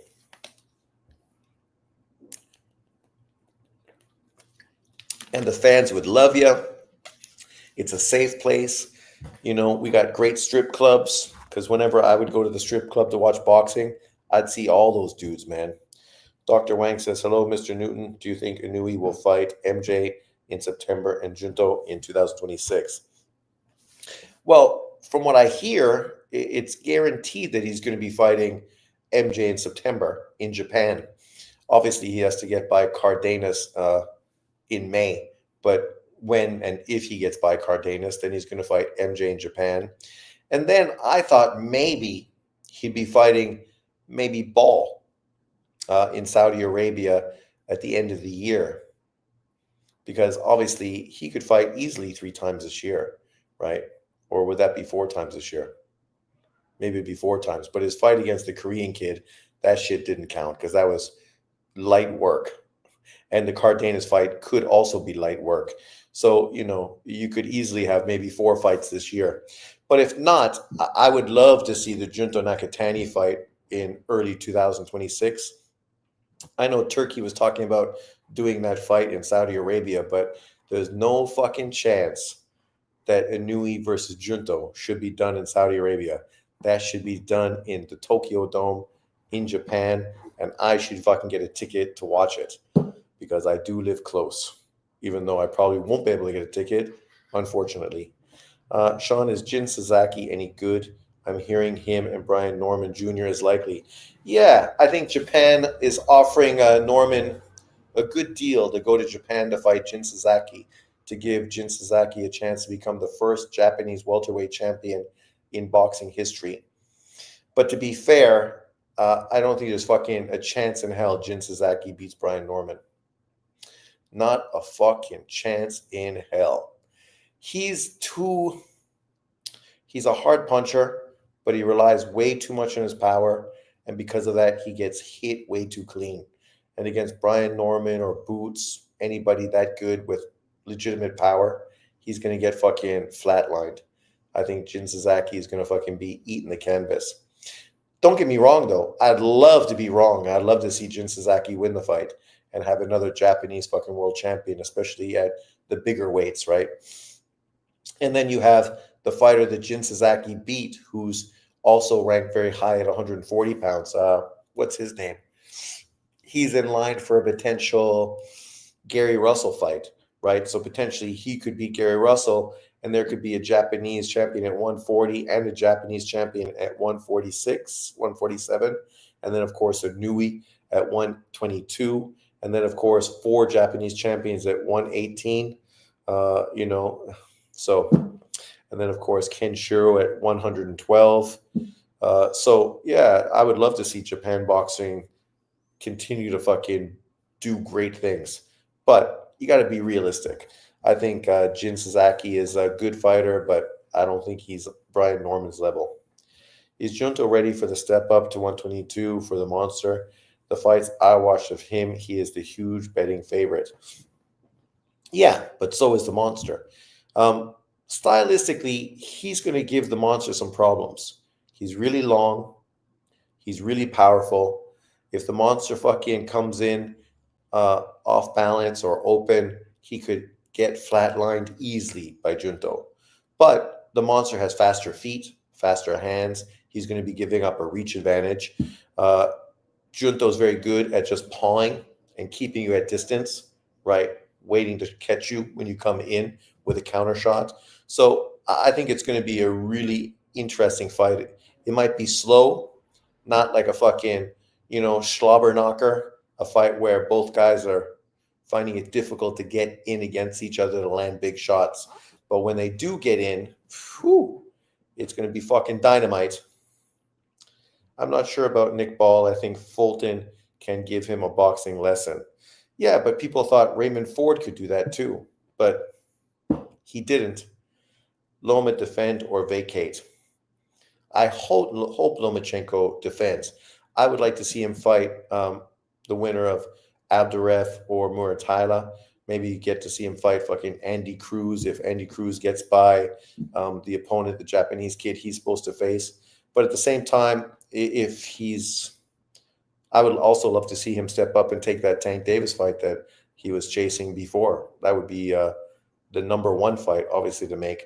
But if he can't fight or he's just not motivated to fight, then it's best that he just moves on, and then we open that belt up and allow Keyshawn Davis the opportunity to unify before he moves to 140. Because obviously that's what's going to happen. Keyshawn's going to move to 140 to allow Tank Davis and Shakur to sort of take over 135. Until, of course, Abdullah Mason steps up. Once Keyshawn Davis moves up to 140, look forward to Abdullah Mason getting that WBO title at 135. Look forward to it, because that thing is almost a fucking guaranteed certainty. The way Top Rank works with the WBO. So that is a certainty. Tio moves up to 147. Keyshawn moves to 140. Abdullah Mason moves to 135. Why Loma can fight Andy Cruz, but Keyshawn can't? Sean, you're not being consistent. No, I am being consistent. If you just looked at what I talked about earlier, you'll see that literally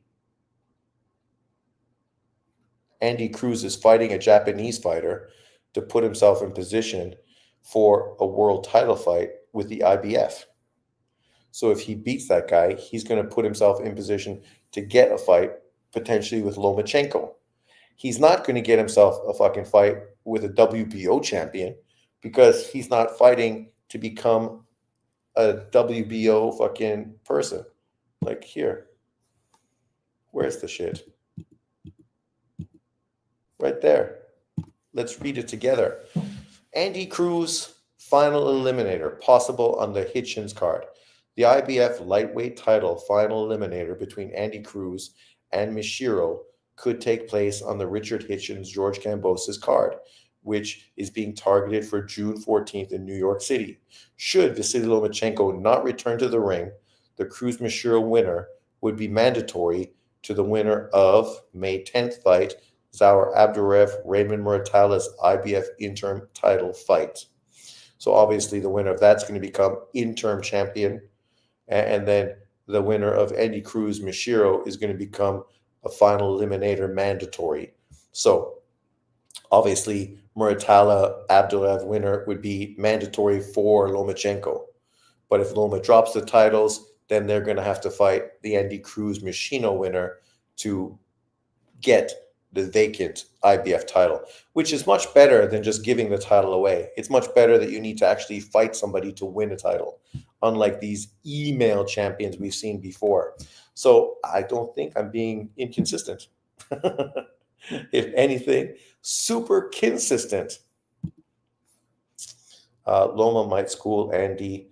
Loma too smart and experienced. Oh, I think fucking Lomachenko totally beats Andy Cruz. No problem. And I obviously think he beats Raymond Muratala. Him against Keyshawn Davis at this point, I would favor Lomachenko against him, but stylistically, Keyshawn Davis is dangerous. Longer, faster, harder puncher, right?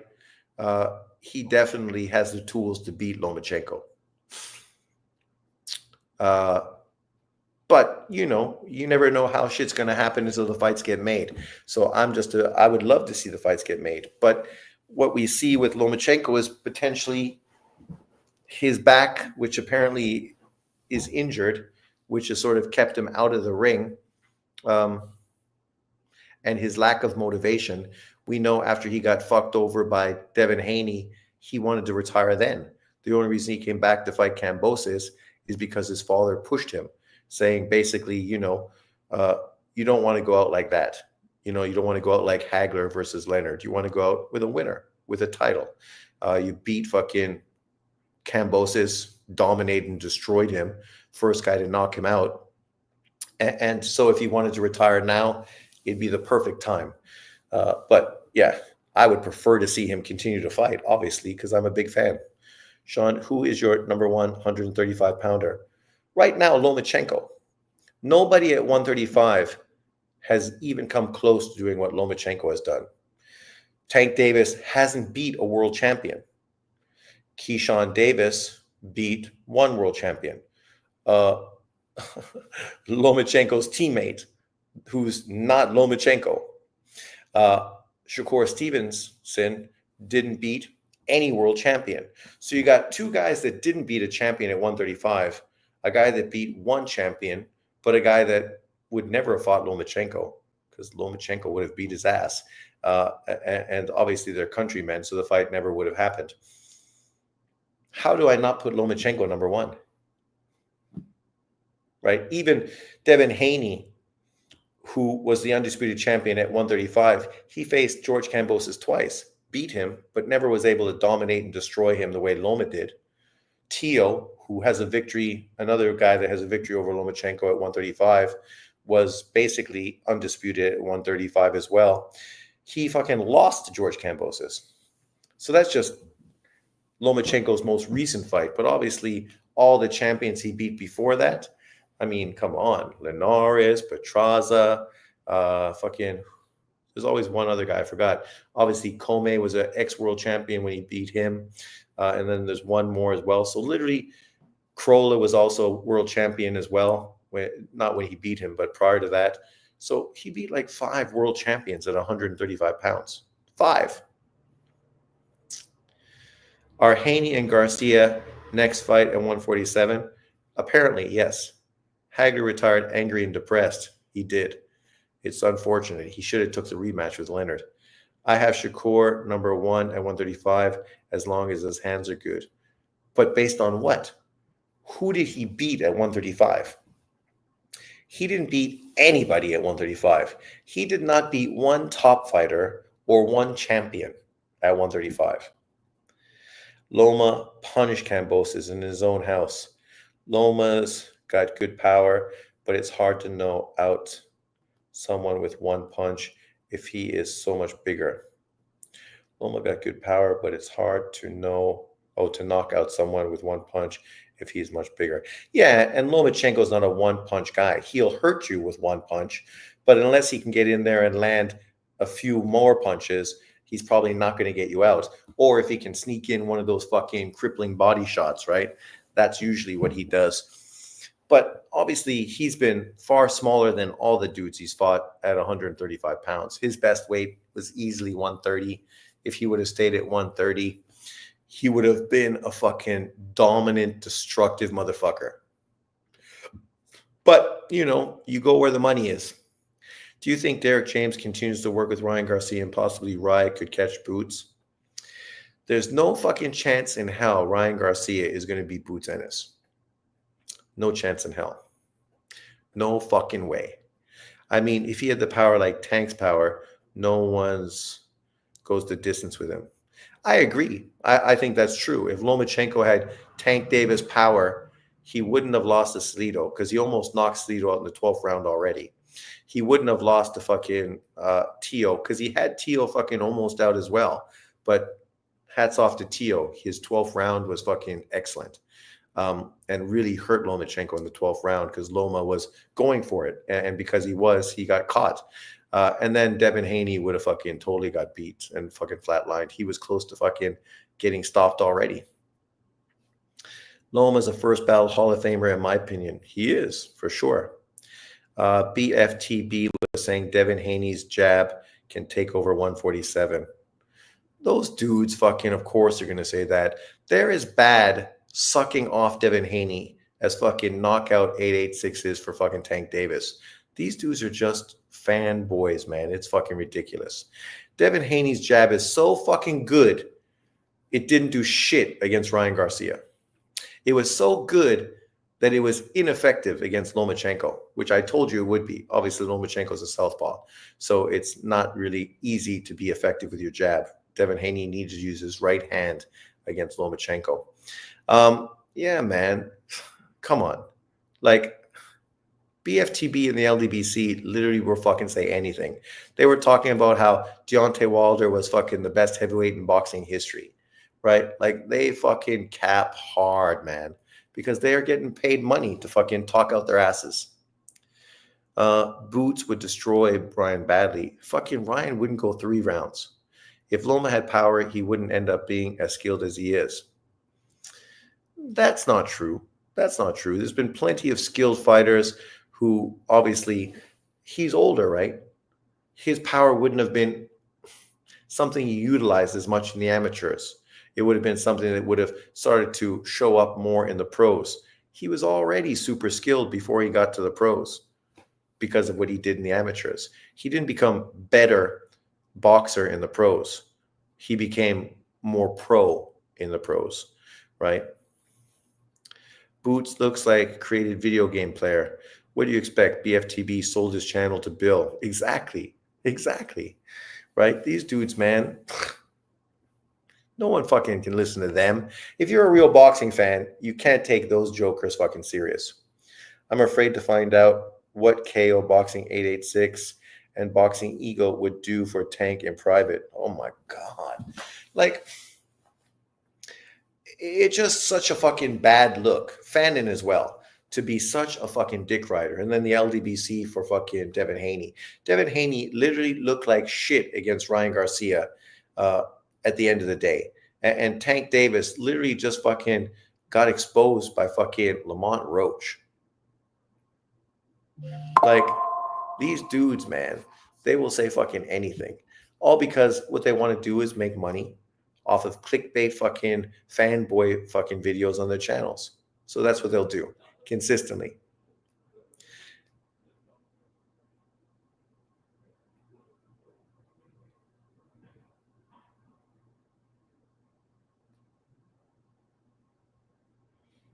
Someone camping in front of my house. How much of a percentage do you give Lyndon Arthur to beat Yard? 0. 0. Boxing Ego had the Tank cornrow braids video. I know. You can't come back from that video, right? Fucking gushing about a guy's braids and fucking tattoos. No homo. Oh, sorry, we don't say no homo no more. Oh, no Diddy. Or what do you say? What do the young people say now? Like, Jesus, man.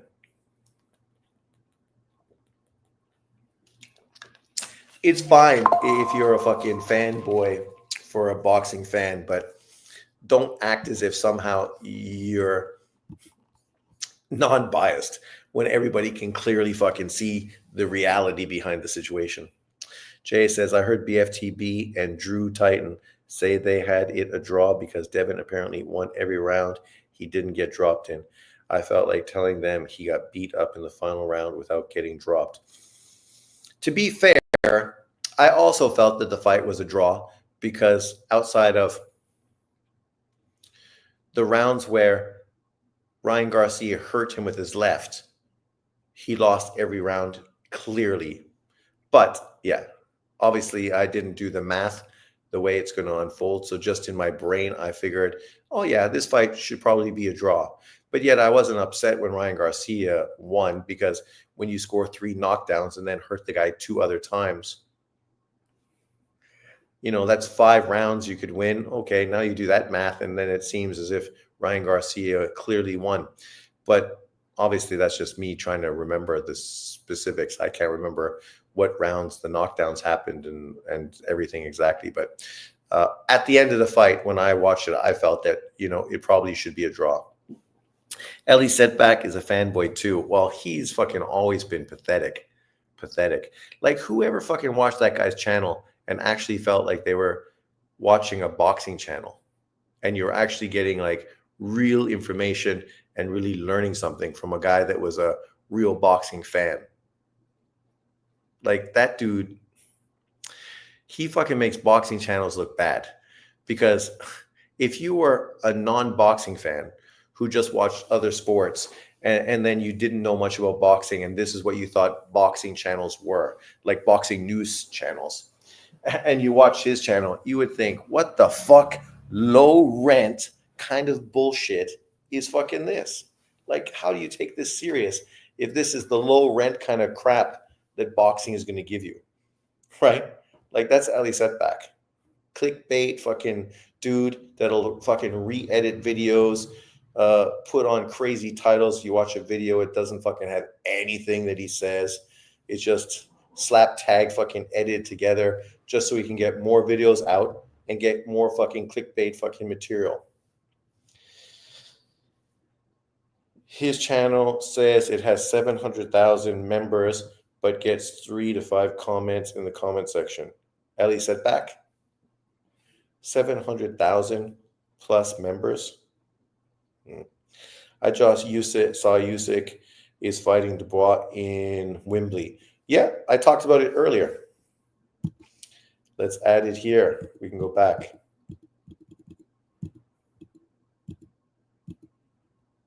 There we go.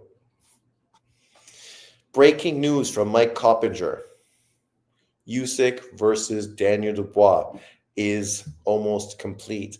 It's good news. Obviously, this is a great fight. I mean, think about Usyk's career at heavyweight. With 2 wins over AJ, 2 wins over Fury, 2 wins over Daniel Dubois. Fine, he doesn't have the deepest fucking heavyweight reign fucking in history.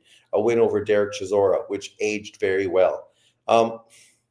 Those 7 fights are very significant when literally you only had fucking 8 fights as a heavyweight, right? Like literally you had 8 fights as a heavyweight and those fucking 7 are the ones you fought. Really significant fights. You fought dudes twice, world champions, great fucking heavyweights for the most part. Yeah. His career is looking up. If Dubois was coming off a Parker win, I'd be more satisfied with this fight. Yeah, I agree. I feel the same way. Do you watch NFL football? How do you grade Shedeur Sanders? I don't watch NFL football, but Sanders isn't he going to get drafted? He's coming from Colorado, right? Sanders' son. He's also like a what do you call it? Cornerback. I hear about him, but I don't know anything really about him except that his father I knew. When I watched football, his father was playing. You can't disagree with them LDBC gay boys or they will block you. No, you can't. You can't talk to those guys. He didn't fight Wilder, though, so you might as well throw his resume in the bin. That's true. That's true because we know Wilder was fucking, he is the guy that sets the level of bum fucking bashing. Real boxing fans boycott the LDBC channels. Exactly. 805 subscribers. He bought those subs. Well, to buy fucking almost 1 million fucking subscribers will cost you fucking a lot of money. I looked at buying subs to see how much it was just to get over that 1,000 because fucking I'm sick of being at like 800. Considering I was almost fucking at what 5,000-6,000 before my channel got closed, and now I fucking can't even get over 1,000. It's frustrating. But to be fair, everybody knows who Ali Setback is. Like every boxer is subscribed to his channel, right? Only because maybe they hope that they're going to be mentioned on it. So I wouldn't be surprised that he has that many followers. But how many people truly watch his videos, right? I was subscribed to his channel. I don't know if I am anymore, but like I never fucking see his videos. They don't even pop up on my algorithm because his videos are so shit that I never fucking feel obliged to fucking even click on them. Is NFL football big in Taiwan? No, not at all. Nobody watches fucking NFL football in Taiwan. Tank still on your pound for pound list? Yes, he is. Top 3. I'm kidding. He's top 10, but I think he's around 8 right now. Nobody watches videos. Well, nobody watches his videos, right? But yeah, people do watch videos, just not his videos. Because, like, literally, what's the last thing he's done that was even relevant? Outside of him just sitting in the gym, sucking off fucking Robert Garcia's family. What's he doing? Ali Setback. Boxing.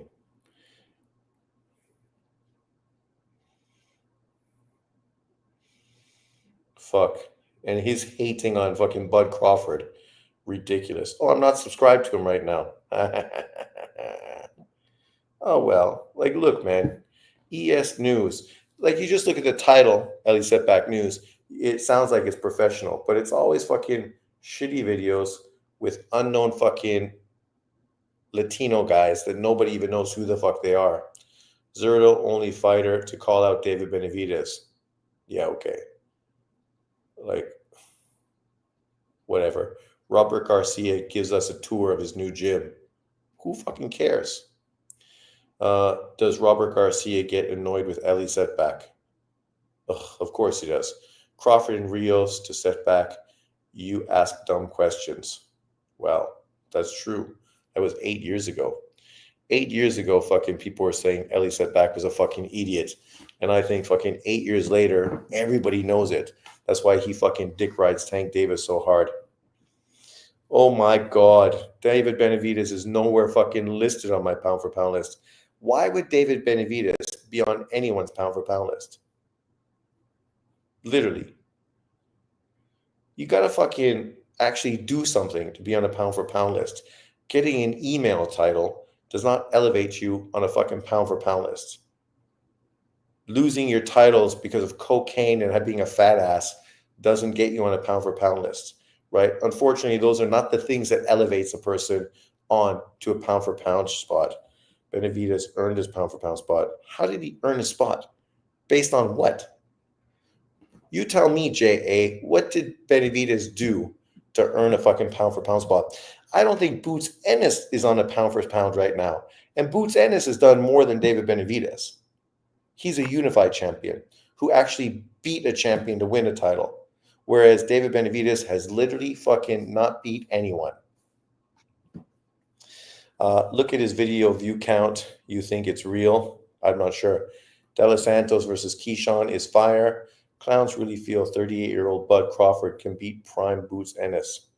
Sure he can. Boots Ennis, let's be fair. Like, you look shit against one Eastern European, you look great against another because stylistically, they're completely fucking different. It says his hand over 1 billion views. 1 billion? Fuck me. That's because his videos are like 1 minute long. Sean, do you have an editor or do you edit your own videos? Yes, I edit my own videos. That's why they're mediocre and often fucking not put much effort into it, just quick. I have a video coming out soon about boxing 886. And obviously the editing is just going to be me laying in bed fucking throwing a few pictures together. I bet you have these Japanese fighters on it who beat up domestic cans.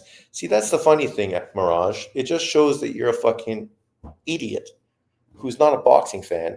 You're fucking much like these channels we're shitting on right now, who's just a fanboy dick riding channel. And everybody knows that's what you are. So, I'm not saying anything that's a fucking shock or surprise. Sean, you were saying Morrell would destroy Benavidez. I don't think I ever said he was going to destroy him. I said it was a very good fight. I don't think I even said Morrell was going to score a knockout. I thought I predicted that he would win by decision, maybe even split decision. I can't remember specifically. But I'm pretty sure I didn't say he was going to destroy him. I felt that his better footwork and his faster hands would be the difference. But he's inexperienced. He never fought a top 10 opponent before. And those things were shown when he fought Benavidez, who obviously is more experienced and has fought better opposition. Those Japanese fighters who fight domestic cans, literally Kenshiro just beat a world champion to unify his second weight division. So he's a 2-weight unified champion. Inui is a 4-weight world champion who's undisputed in 2 weight divisions. Junta Nakatani is a 3-weight world champion who's fucking chasing after an Inui fight, right? And unlike David Benavidez, he really wants that fight. He's not just capping to try to build up his name so he can do fucking pointless fucking pay-per-views on PBC. So please stop. We know the way the PBC operates, and so do you. So you don't even believe the shit you fucking sell. Did he really say that, J.A.? Say what? You tell me exactly what did David Benavidez do to become a pound-for-pound fighter? That's all. Please, educate me. Dave is an entertaining fighter. You don't get on a pound for pound list for being entertaining. Gaddy was fucking entertaining. He wasn't pound for pound. Benavidez ain't no damn top pound for pound fighter. Yeah, the videos are still up. What videos? I didn't say that. Go look at my video. He said he'd win easily. I have a good memory. You're lying, J.A. You're fucking full of shit. Who's more worthy of pound for pound spot? Boots, Opataya, or Benavidez? That's a fair question.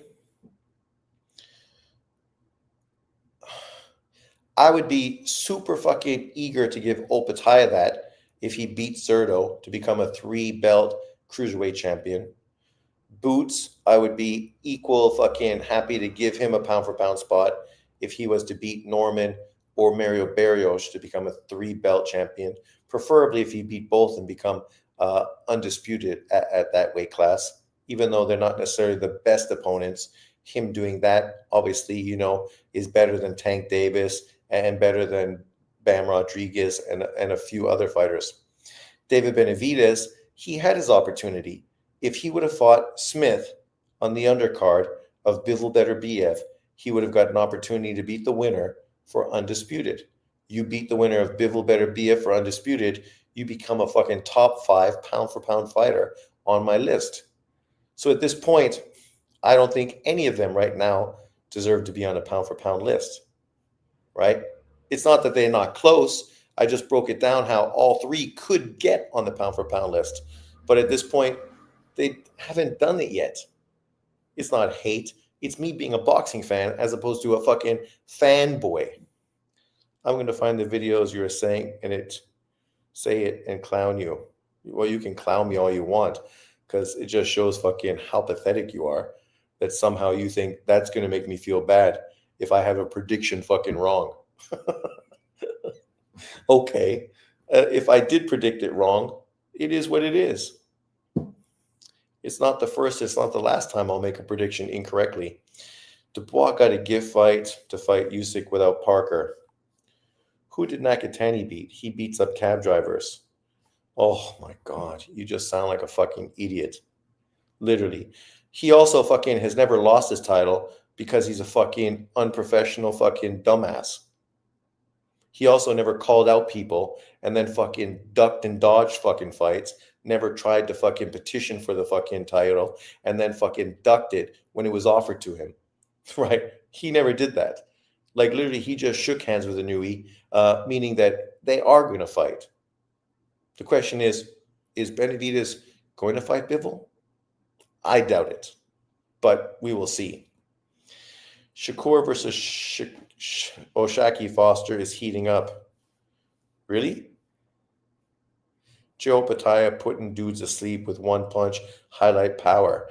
It's true, but so far his opposition is pretty mediocre, outside, of course, of Briedis, which he didn't knock out, right? Briedis obviously gave him 2 tough fights where he could have easily lost both of those fights and actually was fucked up in the first fight. He can still fight the winner of Undisputed. Why are you acting like he can't? He can only fight the winner if the winner fucking chooses to fight him. Now you tell me. So Bivol beats Beterbiev, right? Is he going to fight David Benavidez for that fucking WBC title from a sanctioning body that are complete pricks and weren't going to fucking allow him to even win the title originally? Or is he going to rematch Canelo Alvarez? Which one? What's he going to do? Rematch Canelo or fight David Benavidez? Because that's fucking a simple fucking equation. Even you can figure that out. Sean, have you ever seen a panel with Mirage? I have. Mirage is a UFC fan. He believes these managers and promoters are their words. Well, fuck. Moron. Benavidez is in a win or 2 away from being on my pound for pound list. Yeah, that's what I just broke down, right?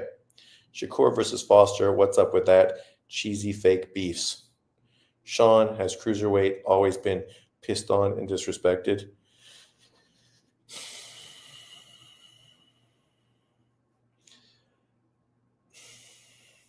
Pretty much, right?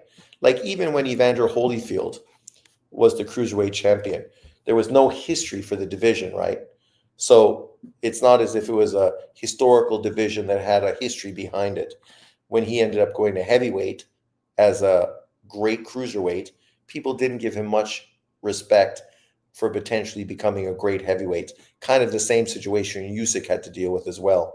People felt that he was too small to really compete with guys like Riddick Bowe and obviously Lennox Lewis, which was true, right? Canelo ain't trying to fight Bivol again. He's on this retirement tour. Well, I think there's a bigger chance Canelo, who's working with fucking Turki Al-Sheikh, getting paid $100 million a fight, is going to fucking step up to face Bivol for 3-belt unified world titles at light heavyweight than it is for fucking David Benavidez, who literally just spit in Turki's face to get that opportunity. But I could be wrong. Yes, he can become undisputed again. Listen to him laying the groundwork for Bivol ducking. It ain't ducking. Bivol fucking don't need to fight David Benavidez. They offered Benavidez the perfect opportunity. He said, fuck you. I'd rather win a fucking email title because I'd rather do fucking $80 fucking pay-per-views through the PBC. A guy that said he don't want to fight in Saudi Arabia because his home is fucking Vegas. Yet in an interview recently, his dad just talked about how they're willing to go to the UK to fight Anthony Yard. Everything his team says contradicts each other. But yet you can fucking dick ride them because you just expose yourself if that's what you want to believe. Anything they fucking have to say. Bivol fucking is a straight shooter. Everything he says, fucking is factual. Good day, Sean. What's up, bacon and eggs? He needs a Bivol or better BF win to get there. He does. And potentially he'll never get it. And if he goes up and fights Zerto, good luck. Fuck, so he beat Zerto. You think that's going to make him pound for pound? Zerto, who already got beat by fucking Bivol. Then you'd have to face Jay Opataya. If you beat Jay and become undisputed at cruiserweight, then we can talk about you being the pound for pound. Yeah, Bivol ducked Bozo when he already had a signed contract. You just fooling capping that David didn't just scam that belt knowing Bivol was locked in. Exactly. That's exactly what they did, and they knew it. Because literally they knew what the fucking plan was when they went to Saudi Arabia. Bivol beat Canelo easier than anyone, in my opinion. True. BNE, he can take the belt back like a man and get a big payday. What do you mean he does not need to fight Benavidez? He doesn't need to fight David Benavidez. See, once again, Mirage, you're fucking just proving your stupidity. I gave you the scenario. So, Benavidez and his team told fucking Turki to go fuck himself and then stole fucking the WBC title who was in cahoots with them, right? A belt that disrespect Bivol fucking previously. Canelo is now working with Turki. So Bivol and Canelo, both working with Turki, they can do a rematch in a fight that's going to be way fucking bigger than David Benavidez. So why do they need fucking David Benavidez? They don't. They could fight each other, make way fucking more money, and fucking not even look in David Benavidez's direction. And David Benavidez's dad already told you. They were looking to move up and face fucking Zerto. Not fucking steal the email title because they didn't know the WBC was going to do that. But once they found out the WBC was going to let them steal the title, they fucking said, okay, we'll get this useless title because now we can say we are like Tank Davis. We are two-weight world champions. We never beat a champion, but we got a fucking email title, just like Tank did at 135. And then when we move up to cruiserweight and face Zerto, then we can say, oh yeah, we legitimate three-weight world champions. And then we look at how many world champions you faced, and it's one. If you beat Zerto, 2. So you're a three-weight world champion who would be unified at cruiserweight, and you fucking beat 2 champions. That totally is fucking pound for pound quality fucking shit we're talking there. I mean, that's totally pound for pound. That's exactly what we want, fucking pound for pound. I mean, Demetrius Andrade should be fucking pound for pound based on that. I don't think Bivol ducked Benavidez. My question is, why did the WBC mandate and strip Bivol so quickly? Because they were in cahoots with Al Heyman and David Benavidez. But let Canelo hold on to the belt for years. Let Charlo duck Carlos Adames for years. An in-house PBC fight, right? Let Funduro win the fight versus Tim Tszyu, fucking fight a bullshit opponent after 1 year of inactivity and still not mandate fucking anyone, right? So, we know the WBC is fucking corrupt. So take back your title. He don't need it. He don't need to pay sanctioning body to a corrupt fucking organization that are fucking just crooks. His legacy is not fucking held to being undisputed. He did that already. He's accomplished it. Notice how Benavidez never had to enforce his mandatory for the WBC to order a fight with Bivol. Exactly, right? What do you think it says that Canelo will fight Bivol twice and won't fight Benavidez once and just complains about the size? Well, he doesn't just complain about the size. He says he's big and he fucking brings nothing to the table, which is all fucking true. What does it say for Canelo to fight Bivol, a pound for pound top fucking 5 fighter? A lot more than it fucking says fighting an overrated fucking email champion. I like watching The Boxing Voice, even though I feel Ness don't know boxing. Yeah, he knows more now than he used to, but historically that dude fucking was out to lunch. Then why is Canelo fighting Skull to get his belt back? Because of Bud Crawford. They know that Bud Crawford would love to try to become a 3-weight undisputed champion. Otherwise, Canelo wouldn't be facing fucking William Skull. He let that belt go. You think he'd be chasing it just for the sake of chasing it? He don't need the IBF title to get all the big fights at 168 pounds.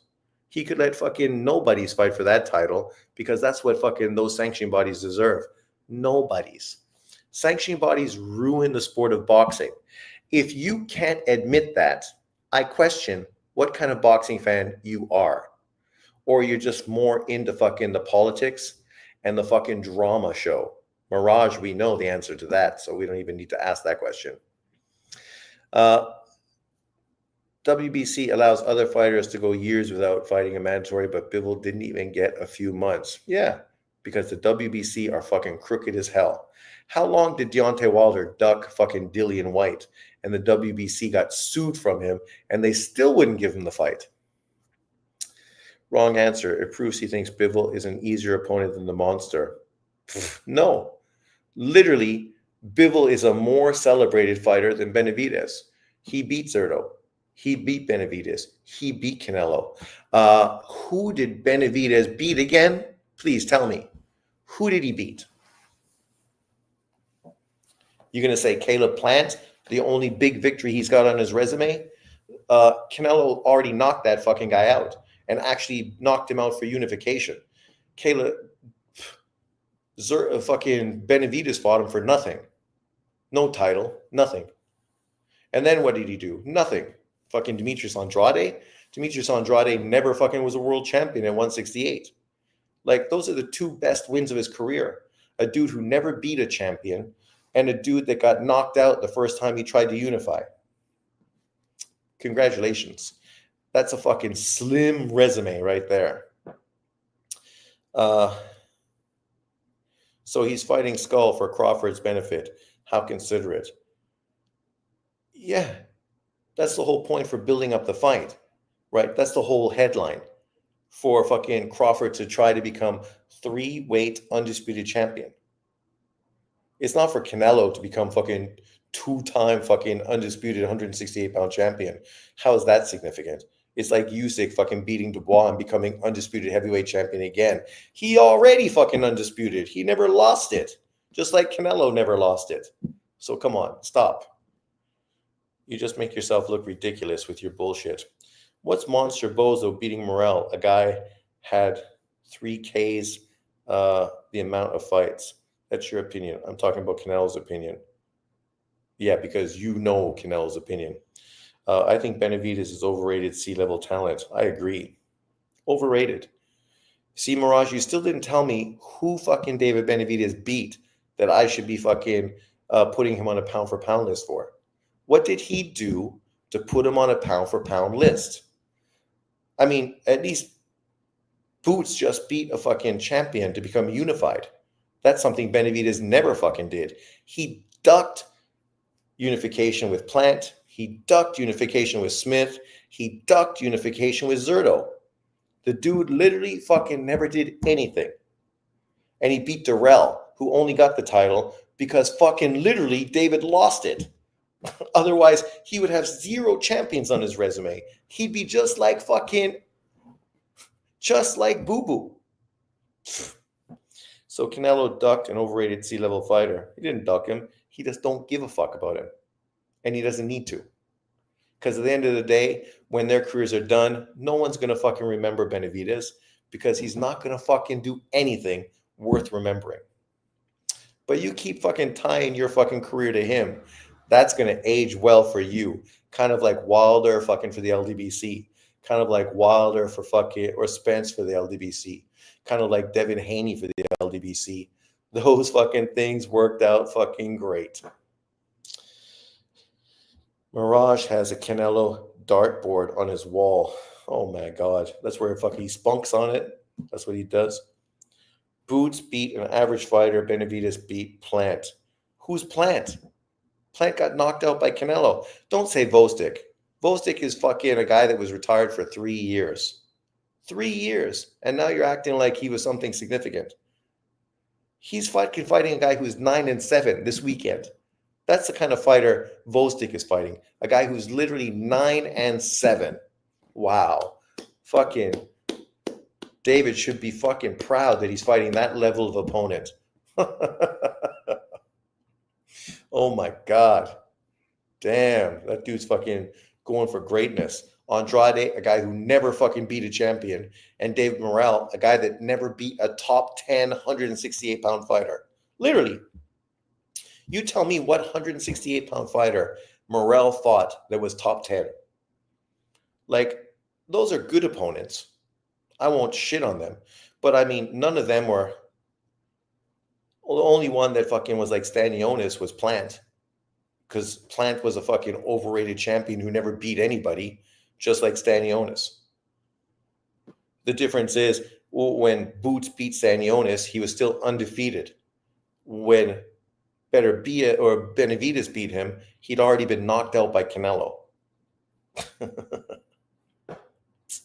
So how much praise are we going to give the next guy that knocks out Stanionis? About as much credit as we give David Benavidez. Benavidez doesn't want to fight Callum Smith. I thought he was supposed to be free smoke. He don't want that fight. If he doesn't fight Callum, he better fucking fight Yard. He ain't going to fight either one of them. He's going to fight fucking Hart. Jesse fucking Hart. He will take him serious at 175 if he beats one of those guys. Benavidez will heavy bag your boy Callum Smith. He won't fight him, so we don't even need to worry about that. He's going to fight some bum-ass fucking opponent, and Mirage is going to go around social media trying to act as if somehow it's significant, right? Further making him look ridiculous. Because there's literally like 5 fighters he could fight that are legitimate. Beterbiev, Bivol, Yard, Smith, and fucking Canelo. If you're not fighting one of those 5 fighters, you're not really fighting anyone worth talking about. Mirage, why didn't David undispute all those years? But Canelo did it in 11 months, and most of those opponents were David's side of the street. Vostik clearly hopped on roids for the Benavidez fight. Compare his physique from that fight to the fight with Beterbiev. Oh my God, come on, man. Sean is being lineal champ, the most important title in boxing.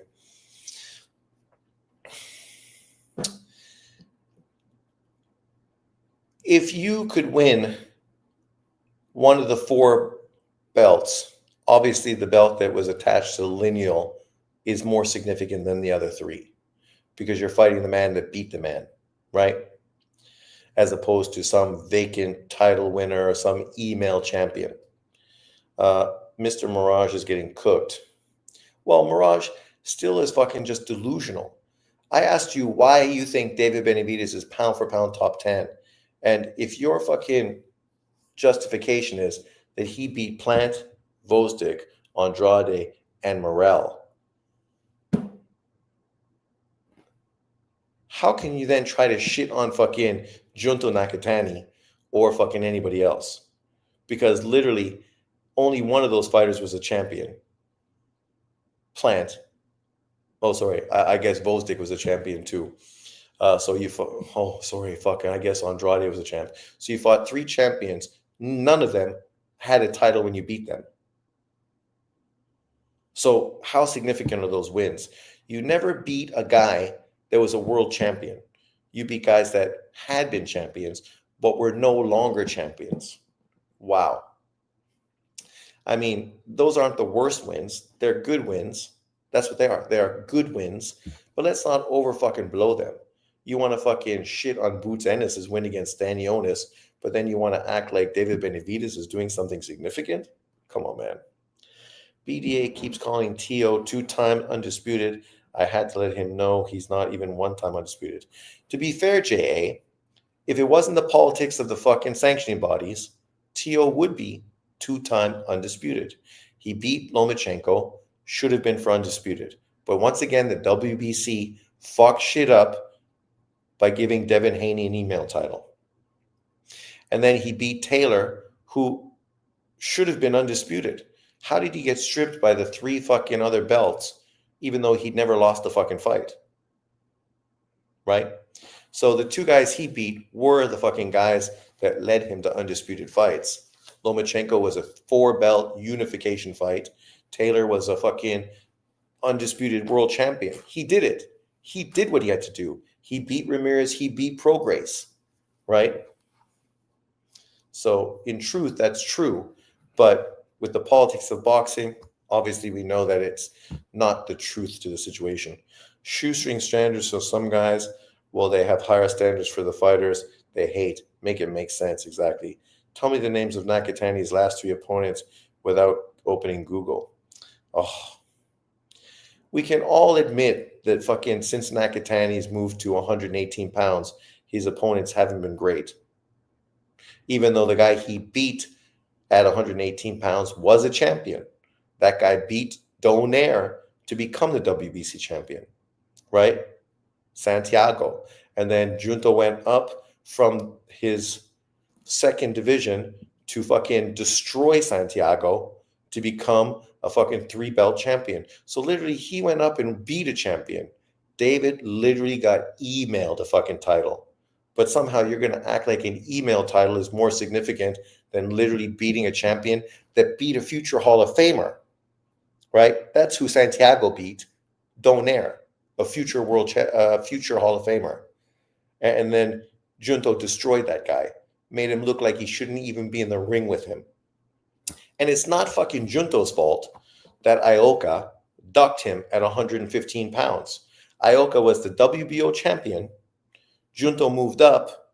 Ioka fucking dropped the title and chose to fucking fight for another world title. So then he had to fucking fight, a step-in opponent. Not his fault. It's not his fault. Bam Rodriguez fucking has ducked him at 112 pounds and then fucking 115 pounds and now ducking him at 118. Right? It just is the way it is. But when all is said and done, Junto is younger than fucking David Benavidez. He's never fucking lost his title because he was unprofessional.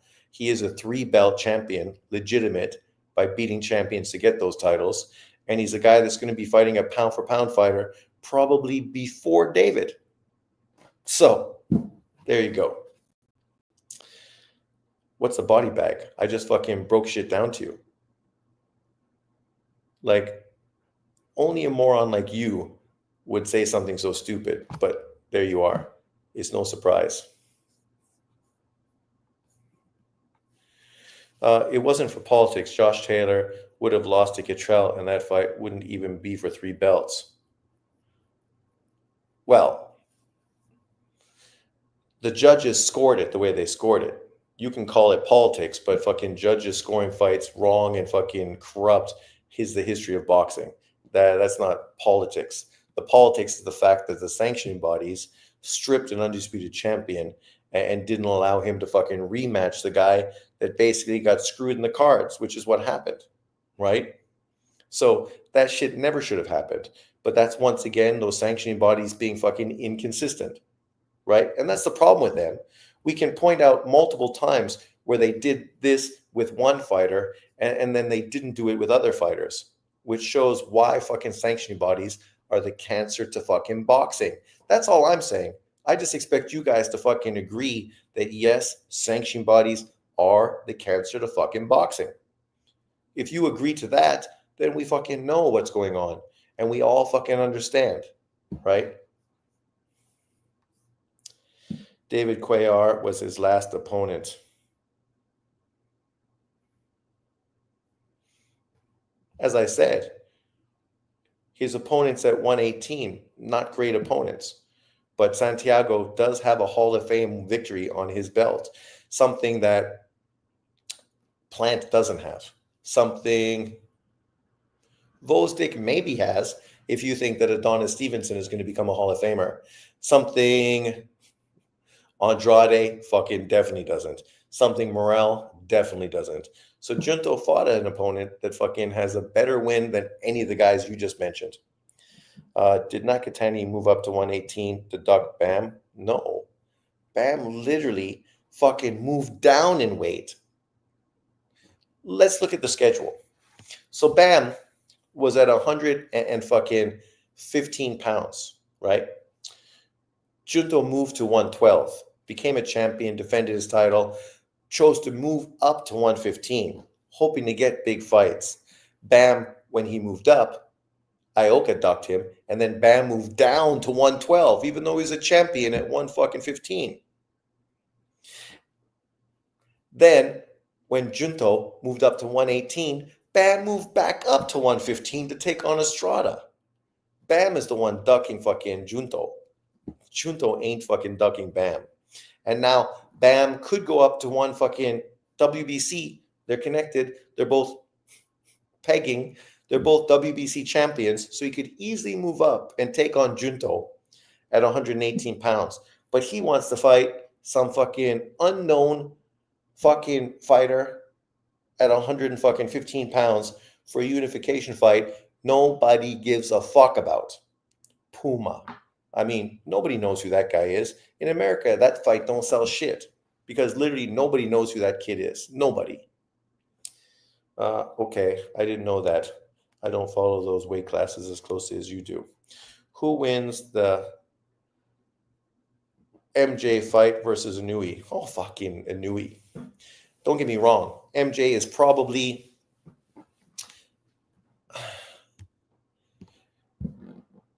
if not the best opponent that Inoue fought, he's probably the second best opponent that Inoue fought. It's either Fulton or MJ, right? I never hear anybody calling Bam a duck because people don't follow the sport. They don't watch fucking people's movements. If you watch what he did, you'll see what he did. I mean, he blatantly fucking ducked Junto Nakatani on multiple occasions. And now he could get the fight. People mentioned taking the fight. And they said, no, we're more interested in unifying, in fights that are going to pay you less money, that no one's going to give a shit about, that aren't really going to build your legacy.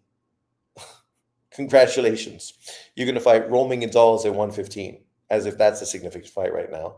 Or Ioka. He's the same age as fucking Roman Gonzalez. Two more old fucking guys, right? Or Puma, who is also 33, so he's not young, but at least Puma is, in his prime right now, more or less, right? He's coming off of big victories. But he's an unknown fighter that nobody even knows.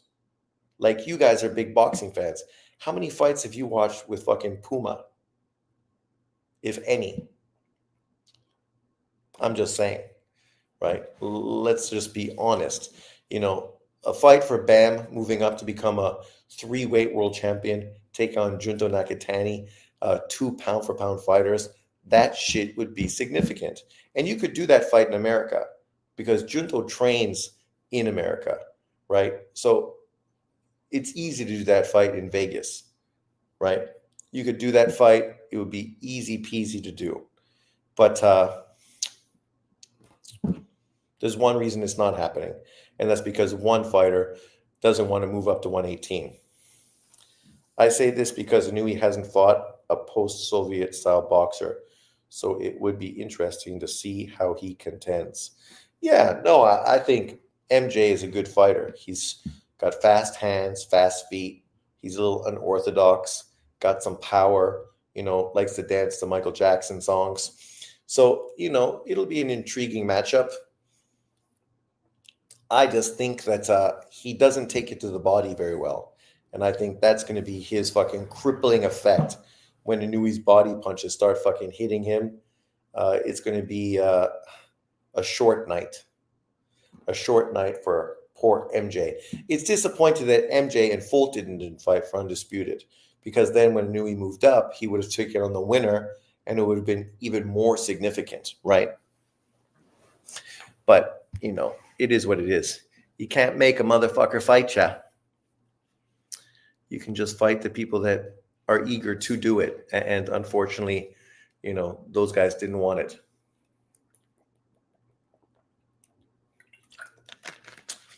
But I'm excited. I think that fight will be big. I don't know if it's going to be in the Tokyo Dome. I don't know if MJ is a big enough name in Japanese boxing to do the fight there. But it'll still be a very interesting matchup for sure. I'm excited. But I'm excited for the Cardenas fight as well. When I grew up, if you like fighters, you were happy to see them in the ring. It didn't matter who they were fighting, right? You weren't going to fucking get in your feelings based on the opponents. Who would have won between Rigo and Inui? Oh, come on. Rigo got beat by fucking a guy that Junto Nakatani knocked out. Right? Like, Rigo was insignificant at 118 pounds. He didn't beat anyone significant. The Casemiro fight was fucking terrible fight for both of them. They both look like shit, Rigo and Casemiro. Inui would have fucking destroyed both of them. Both of them. Prime Rigo, I gotta fucking say Inui. But what's prime Inui? What age are you going to say? You're going to say a specific age for Rigo, then a specific age for Inui. Rigo, he's his worst fucking enemy. He was an amateur for too long and couldn't adapt his style. Loma at 126, who beat Russell versus Inui. I have to say Lomachenko. Obviously, it's the fifth weight division for Inui. He's not going to be at his best at 126. Lomachenko at that weight would have been bigger. Obviously, very skilled. This was the same Lomachenko that, all the champions at 126 ducked. Rigo ducked him. Like, Lomachenko was going to fight Rigo at 124-pound catch weight with a rehydration clause. And Rigo ducked that fight at that weight class. People refuse to mention that, but that's true. Put some respect on Rigo's name, Sean.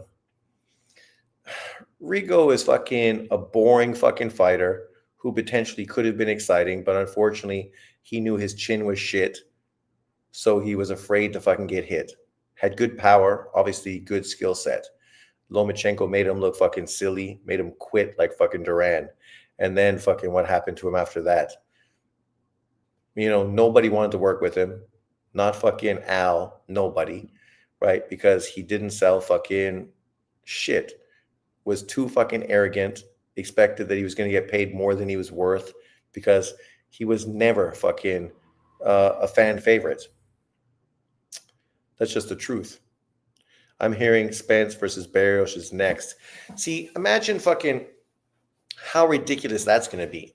So Errol Spence moaned and groaned, complained like a fucking bitch that he couldn't make 147 pounds, and that if he was going to rematch Bud Crawford, it needed to happen at 154, only to come back to go fight fucking Mario Barros at 147.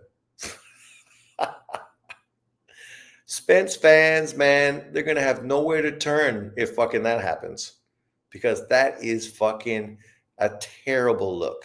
Terrible. Rigo was small for 118. Small for 118.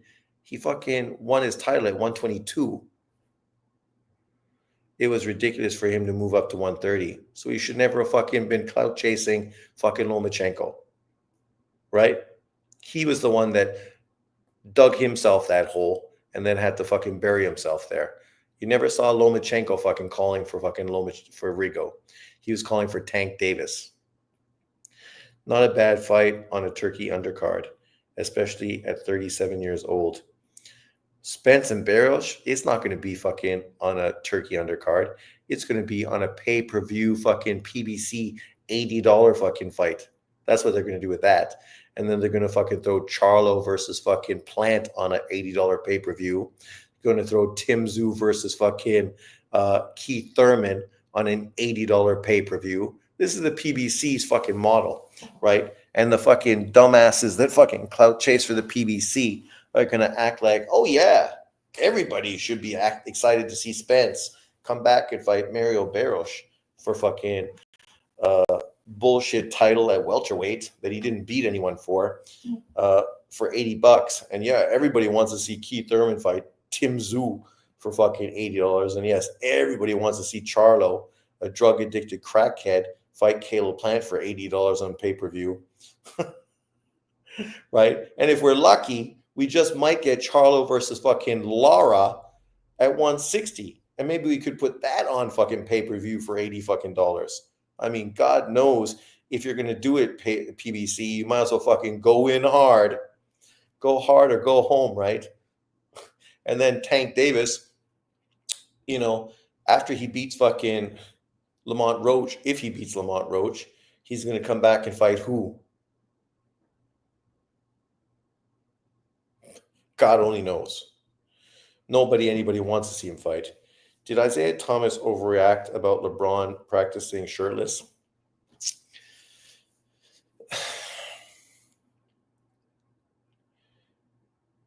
It's not that he was practicing shirtless. I think if he was practicing shirtless, Isaiah wouldn't say anything. But it was pre-game, right? Pre-game, right? So they're going to be where they are. I don't know if fans are allowed to come in at that early point and television and whatnot is going on, but you know, I like literally you have fucking training clothes for doing that, right? But I mean, I think at the end of the day, who fucking cares? But you know, I think Isaiah's kicking out because LeBron James was shitting on all the old-fashioned players like Isaiah. So I think Isaiah's just being petty because of those comments that LeBron made, saying that who would score like 200 points? Giannis. It's like, shut up. Giannis wouldn't score 200 points fucking back in the 80s. The 80s had power forwards that would have fucking knocked fucking Giannis on his fucking ass. They had legitimate defensive centers. Like, the lanes fucking in the 80s were full of big body motherfuckers that were physical. Giannis would not be able to fucking ride through the lane like he does today, because now the lane is open. All the big men are three-point shooters. There's no physicality because you're going to get fined if you touch anybody. So it's like, shut up. Like, that's the biggest load of crap ever. Like, Giannis's mid-range game is not even as good as a 6'5" fucking player like fucking Mark Aguirre or fucking Bernard King. Those dudes, skill-wise, were fucking levels above fucking Giannis as fucking mid fucking range scorers. Giannis fucking only relies on his physicality and length. And in the 80s, literally, he would have got a fucking forearm to the jaw. And if he could take it, okay. If he couldn't, that bitch would be shooting three-pointers from fucking outside. And there was no three-point line back in the day. If Kyrie was playing in the 80s, they would have thought he was doing witchcraft. That ain't true. You obviously never saw fucking prime Isaiah Thomas, my man. Prime Isaiah was fucking unbelievable. His handle, the layups, the fucking things he did with switches, man, and also was a fucking explosive athlete. He threw some dunks down on motherfuckers' heads. Isaiah was unbelievable. If Isaiah was prime today, he'd be fucking killing it, just like he was killing it in the 80s. Probably more, because literally nobody can touch you now. So if fucking Ja Morant can do what he's doing, fucking Isaiah would fucking do way more. Because Ja Morant is no fucking Isaiah Thomas. Not even fucking close. No fucking where close.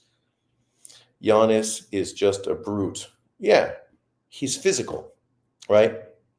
He's not even as good as Karl Malone, skill-wise. At least Karl Malone developed a fucking face-up jump shot from mid-range. Giannis doesn't even consistently have that, right? And what's his post-up skill set, right? Back in the day, you'd have to fucking have a post-up skill. If you were him, you'd fucking be probably playing power forward, right? As a 7-foot beanpole that he is, right? So what would he be doing back then? He fucking can't hit a turnaround jump shot. He don't have a hook shot. Karl Malone fucking was a physical brute who developed a fucking great fucking connection with his superstar point guard who allowed him to get tons of layups, and he developed a very good face-up jump shot so that you couldn't fucking force him to shoot because he could hit it consistently. But yes, I remember watching him in college in Louisiana Tech get fucking destroyed by Hakeem Olajuwon's fucking pie slamma jamma. And I also remember seeing Charles Barkley, the round mound of rebound, get beat by fucking Hakeem Olajuwon too. I love my life. The fact that I got to see those games, it was great. If Boots can't unify with Barrios or Norman, I'd be interested in seeing Boots fight Gissioff. I think Gissioff is good. Like I said yesterday, I think he beats Devin Haney, but I just don't think he's physically tough enough to deal with Boots Ennis for 12 rounds. He's got a great left hand. The question is, could he actually do anything with that left hand against Boots? Because Boots has a good chin, right? Physically, he can take shots. I think Gissioff will make it a good fight, an entertaining fight, because offensively, he's a better fighter than Karen, a more interesting and more versatile fighter than Stanionis. But I don't know if he's resilient enough to deal with Boots. I think Weber is more skilled than Giannis. Weber is fucking way more skilled than Giannis. Oh my God. Chris Webber was fucking the most skilled power forward ever in basketball. That dude's fucking passing and handle. Man, he should never have left Golden State because he was Golden State with that team, with those guards. Wow. What fucking chemistry they would have had. But obviously he beefed with the coach, and obviously it didn't work out that way, which has really hurt his career, right? Really. But what a fucking great, skilled fucking player he was. Unfortunately, he was a bit of a fucking idiot as well early on in his career. Also shown in his career at fucking Michigan with some dumbass fucking plays. I've been watching playoff series between the Jazz and Bulls. Malone Stockton would be insignificant in today's era. That's not true. Pick and roll basketball is fucking consistently used today. And Thurl Bailey would be fucking a very good stretch fucking 4 in today's game. The big man, well, he'd be just the same as fucking what's his face for Minnesota. Jeff Hornacek, he might be more of a bench player. Malone was a beast. You don't know basketball. Imagine Curry in the 80s. Well, the problem is if there was no three-point line, how significant would Curry be? You couldn't play Curry and have him be very significant if there was no three-point line, because then he'd be shooting 2-pointers, which that's fine. He wouldn't get in the lane back in the day because he would fucking be beat up, right? Unlike today. So I don't know if he'd be that significant. He'd have to be playing at least in the Reggie Miller era. If you go back a little later when there was no three-point lines, yeah, there was a three-point line in the mid-'80s. Yeah, I don't remember when the 3-point line came. Is it like mid 80s? It's been around that long. But people didn't really use it that much, right? It was kind of insignificant. How many 3-pointers a fucking year did Larry Bird take? Not that many. Sean, do Austin Reeves remind you of Jeff Hornacek? Oh, no. No, no, no.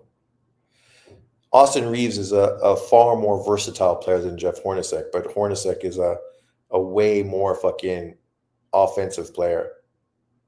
Like a gunner, a fucking shooter, a scorer. In my opinion, SGA plays a less flashier Nick Van Exel. Yeah, but he's also fucking got a body that Nick Van Exel wish he had. The dude's reach is what, like 7 foot. His arms are so fucking long. That's why you can't guard him. The guy's like an octopus, man.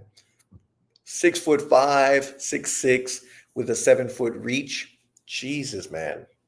That dude is fucking unguardable. He play at his pace, but it don't matter because he can fucking put his arms around your back and put up layups, and there's not much you can do. He's got some serious offensive tools. And the good thing about his game is probably going to age well because he doesn't rely on really physicality, right? Unlike some guys like fucking John Morant or even my man from Minnesota, who I love, but you know, what's going to happen to him if he gets some knee injuries or ankle injuries? Basketball is soft. Well, it is now, far more than it used to be. And players are soft. But that's like saying fucking soccer is soft, football. Because a lot of those dudes, whiny fucking bitches, man. Holy fuck. They moan and groan about everything. Diving left, right, and center. But, you know, it is what it is. But thanks everyone for jumping on. We got to about the 2 hour and 30 minutes mark, so I don't want to go too much longer and beat a dead horse. But obviously, we're going to be doing some videos later this weekend. I'm not sure what's going to happen on Sunday, what games are around. Obviously, the UK games are too early in the morning, so I'm probably going to just catch them in replay. But that Funduro card, Conwell card, I'm going to try to find that. I'm not sure if that's the DAZN card. I think it is. If it's DAZN and I can watch on DAZN, then I will be going live on Sunday. If not, then we will see how things unfold. But thanks everyone for jumping in. I appreciate it. Remember to like, subscribe, and share, and help a brother out. And I will see you next time. Peace out.